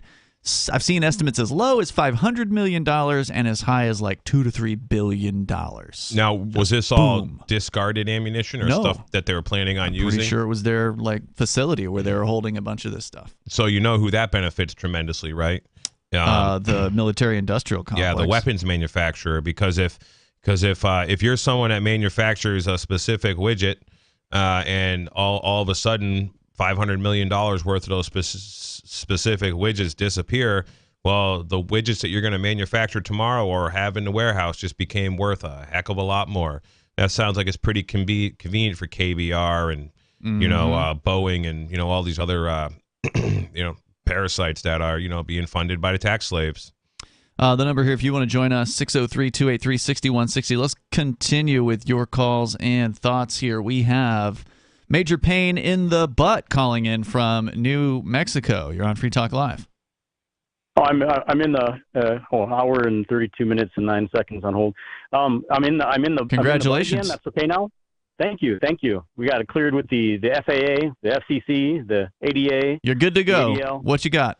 All right. Hey, thanks for the memories. First of all, Breaking Bad. I'm in Breaking Bad. Did you see me? And I once had a face-to-face with Arnold Schwarzenegger. You were on Breaking Bad? Yeah, I was the stand-in for the bald guy, the DEA agent Hank in the pilot. And whenever I wanted to be in a scene that I thought would be cool to be in, I would just ask the director, "Hey, can I be in this scene?" And they'd be like, "Yeah, go for it." Nice. Anyway. Congratulations. So, what were you calling about tonight? Well, it's way back to Jay's situation. I had a comment question for him that should be helpful to lots of people in the situation. But first of all, I'm just curious. I'm all for you supporting Jay as a whistleblower and a victim, as you should support any whistleblower and victim. But it's hard to understand the difference, because I've been whistleblowing, trying to make an annoying noise about this child trafficking, which is what it is, for so long, but I get mocked for doing it, and I was wondering what the difference is. What do you mean you get mocked? We've had you telling your story for many years on this show. We've heard the full story. We've given you plenty of time to talk about it, and we've shared it unrestricted. I don't know what you're referring to. Who's mocked you? Very different hosts. I'm not necessarily referring to either of you two guys, but the hosts on the show, they mock my calls. I don't do this. Well, I think if they're mocking your calls, it doesn't have anything to do with what happened to you. That's probably just personal issues they have with the way that you call the show. Right. Okay. Yeah. Well, I might suggest that mocking. Just because you've been victimized by the court system doesn't necessarily mean you're not an a-hole yourself, right? Right, but Right. what I'm saying is to be effective in getting messages out, it really doesn't serve any purpose to mock people, whether you like them or not, or you Well, hate thank you them. for the call So- tonight. I appreciate the opinion. The number here is 603-283-6160. It also doesn't help to be an a-hole if you want to get your word out, right? To treat. He wasn't an a-hole right there. No, but he wasn't, but he has been. There's and- been some discontent, sure. Yeah, no, not everybody's going to get along with you. Yep. You know, and that's, we got different hosts on this show, and if you don't like the way some of them treat you, just don't call them. And there you go. We continue here. We got Law Dog on the line in Michigan. You're on Free Talk Live. Go ahead. How you doing, Ian? You're absolutely correct. I remember area there telling me that I was delusional when I said Hunter Biden would get indicted, and I took it like a man. I'm not going to whine about it. But that being Has said, he been indicted? Huh? Has he been indicted? No. Okay. No, he hasn't. But anyway, I went down to my local bank here, and this ESG thing, I was. What does that trying stand to get for? It's energy. I don't know what the S is, but the other one's governance. Environmental Social Governance Score. Oh, thank That's you for what that. ESG is, yeah. Yeah, all these banks, they have to get some kind of a score there. So I wanted to get some documentation, the policy, and the more or less the rap sheet on it. Mm-hmm. And the manager looks at me and says, "Sure, we can copy that off for you, but it's 563 pages long." Yeah, it's just So it's my like God. we're going to have to charge a half of a buck a page. Mm-hmm. So Wow. and these banks, Go Credit Union. These banks are They're not much better, but yeah, if you got to have banking, then see, credit unions are a better choice. Shareholders are getting it stuck in their shorts, and let's put it this way: this woke stuff, people are going broke. I mean, it's just when go woke, you go broke. When you're talking about shareholders, you're talking about like bank shareholders? Yeah, bank shareholders. Okay, they all deserve to go broke. Yeah. If you're investing in a fiat bank system, you're bad. You are doing bad things. You're empowering You're evil. at war against hardworking people. You're engaging in slavery. Everybody, this is why I can't wait for this correction to happen. Mhm. I don't see it as a collapse. I'm looking at this as a correction. And who is going to be hurt in this correction is all the parasites. The people in the parasite sectors, the people that work in government, all of those particular parasites. And then you have other parasite sectors like insurance, financial, Major League Sports Ball is another whole parasite, industry as far as I'm concerned. All these industries that are highly regulated. Now, you have like the medical industry and like real estate, for example. Let's use those as parasite industries. There are people in those parasite industries that will do fine after the correction because we're still going to need doctors. We're still going to need people who understand like real estate stuff, real estate law, and even like your government parasites. There are some of them that have value and they have good skills, like the government employee who's really good at putting asphalt on the road and good at driving a plow truck. And, he's going to have value. He'll be fine. After the correction when there is a private free economy. Right. And this collapse is a collapse of an evil monster. It's a collapse of the parasite. And yes, I hope that all people who are in shareholders in banks, especially banks, because the banks are propping up all the drug cartels. The banks are the reasons that we have all the problems. They're the reasons we have property taxes. Who explains this really good is I can't remember the guy's name now, but Max Kaiser. He was talking about with this fiat money system is like getting high off your own belly button, Lynn. It's what he equates it to, and he's exactly right. The heroin epidemic, the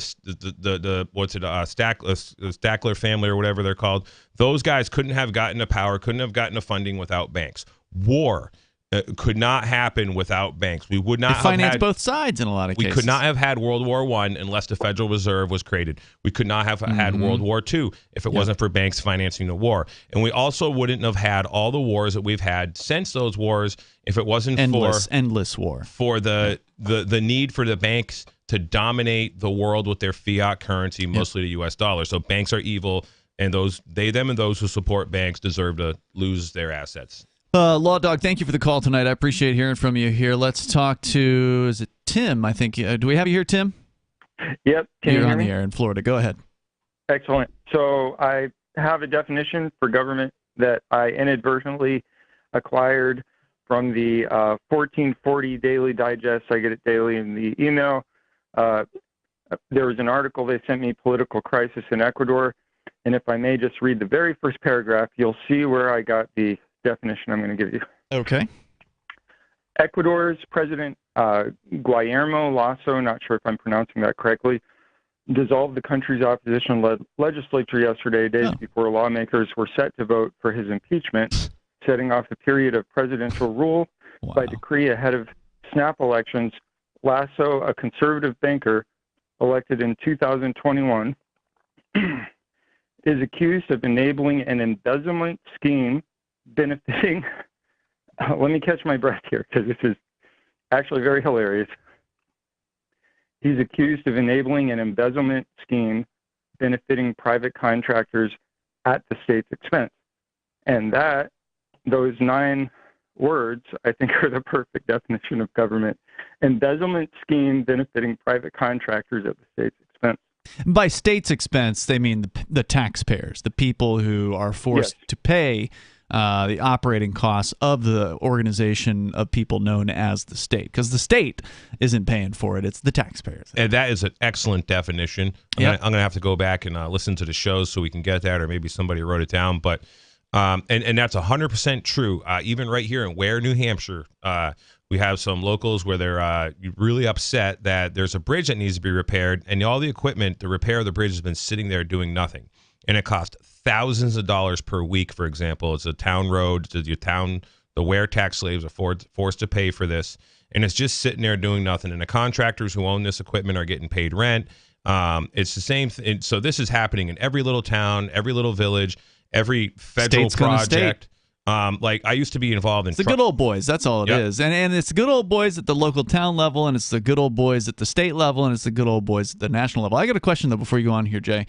Is this the same Ecuadorian president who turned Julian Assange loose into the hands of the United Kingdom so they could lock him up? I'm not sure about that. Yeah, because I know that this guy, whichever president it was a few years ago, it was like 4 or 5 years ago now, there was a new president that came into Ecuador. Because remember, Assange was in the Ecuadorian embassy for years where they were protecting him, and the new Ecuadorian president that had just come into office had a deal with the American government to where he was going to go ahead and get rid of Julian Assange from the embassy. I was just wondering if you happen to. It sounds like you don't. I'm just pulling up his Wikipedia article real quick, and I'll do an F3. Assange is ASS. It does say here that Lasso, I guess that's the president, right? Guillermo Lasso. Yep. He edged out in the first round of the 2021 election, so it looks like he might have been a new guy, maybe. There, anyway, he's scum, obviously. Well, in the Wikipedia article, it says in February 2017, Lasso told The Guardian that should he win the presidential election, he would cordially ask Julian Assange, the WikiLeaks founder, to leave the Ecuadorian embassy. Okay, so maybe it was him. Days. Yeah, I'm not sure. Thanks for checking on that, Tim, and thank you for the call. I appreciate hearing from you. Let's go to Jet on the line in wherever he is. Jet, you're on Free Talk Live. Yeah, I just wanted to be real quick, kind of correct Jay a little bit. The rear naked choke, the guy is not a mercy hold. It's a death hold. It's probably the most deadly hold next to the guillotine, which is under, just the opposite, under the throat type of thing. So you can get somebody out in 10 seconds and turn them or kill them in less than a minute. So the best thing is it's not a mercy hold. That's just what I wanted to say. Okay. All right. Well, thanks for the correction. Yeah, and there's like mixed information on this situation in New York City. Some people were saying that the crazy man didn't actually threaten anyone. Other people were saying they felt threatened. So who knows what actually went down? There's no video. Crazy doesn't deserve a death sentence necessarily. I tend to agree with you on that, Jet. Thank you for the call tonight. I appreciate hearing from you. Let's bring Sarah on the line here in New Mexico. Sarah, you're on Free Talk Live. Go ahead. Have you heard about Edgar Casey, the sleeping prophet? And Who? Edward Casey. Yeah, I've heard of him. Edward Casey. Oh, okay. You know, yeah, so I've always thought that he was always fascinating because when he did readings, there was people that he said that you did not have to repeat anymore. You did not have to come back anymore. Are you a Coastie, Sarah? Coastie? A Coastie, Coast to Coast AM Coast to listener. Coast. He's always on Coast to Coast AM. I used to hear him there a lot. Edward Casey? Yeah. Isn't he dead? Or they Didn't would he talk die? about him or reference him. But Yeah, I was you going know, to say, isn't he like from 100 years ago? there's a lot of reports, but yeah. 1950s. Okay. But the thing is, the people, that was their last embodiment. And it kind of dinged on me because I think that this is my last embodiment for me. You know what I mean? I'm just getting this feeling because it kind of stuck with me. Well, let me see what I'm saying. Understanding what you're saying. You're saying that when you say last embodiment, you mean that the soul or whatever essence it is that you are, you think is that Sarah, the current iteration of that soul, is the last time that it's going to come to Earth? Is that what you're saying? That's correct. So those people were good enough. So that was their last time around, and they get to graduate. Now, what So makes you think that you've made it? I mean, why are you so positive that this is your last run? Well, because the Summit Lighthouse, they said people that come to their teachings and they start doing the decrees, and I do the spoken prayers. Those people that come to that group isn't their last embodiment. And then that Edward Casey he was talking about is also, it just kind of stuck with me. So I'm speculating this might be our last embodiment. And then the last embodiment, you have It might all be kinds our of last embodiment or your last mine. embodiment. Her religious group, Yours their last specifically. embodiment. But why? No, the thing is that it's a last payment. It's a last payment, like a big payment, and you suffer a lot of hardship in your last time. So But are you really suffering a lot of hardship? I mean, you've been on welfare your whole life. I mean, isn't that pretty easy? Actually, I've been homeless for 10 years. Mhm. So I think I have to pay the last bit of my karma, and we're supposed to be kind of met with a lot of hard things in life, and it kind of happened to be kind of true. So and then my family life wasn't all that great, but I'm thankful that my parents gave me. So you the think chance that's to all be you got to here. do to get out of the cycle of regenerating or reincarnation? Thank you. Reincarnation is to just have a really tough life. No, that's not it. You almost have to be close. I think my last environment, I was pretty close, and you get to be born in a religious family, and I was born into a religious family. If you're really close, you get to be all your family is very religious, and that happened to be true, so that you get an opportunity to get out. So, but no, it depends on how good. And is you this are. all what Edward Casey teaches, or is this what your religious group you're talking about teaches? Summit Lighthouse. Summit Lighthouse is the teachings that I learned this from. Is But that it is different from the just church? Because you were saying you were going to a Christian church that was there in Albuquerque. Is that a different place?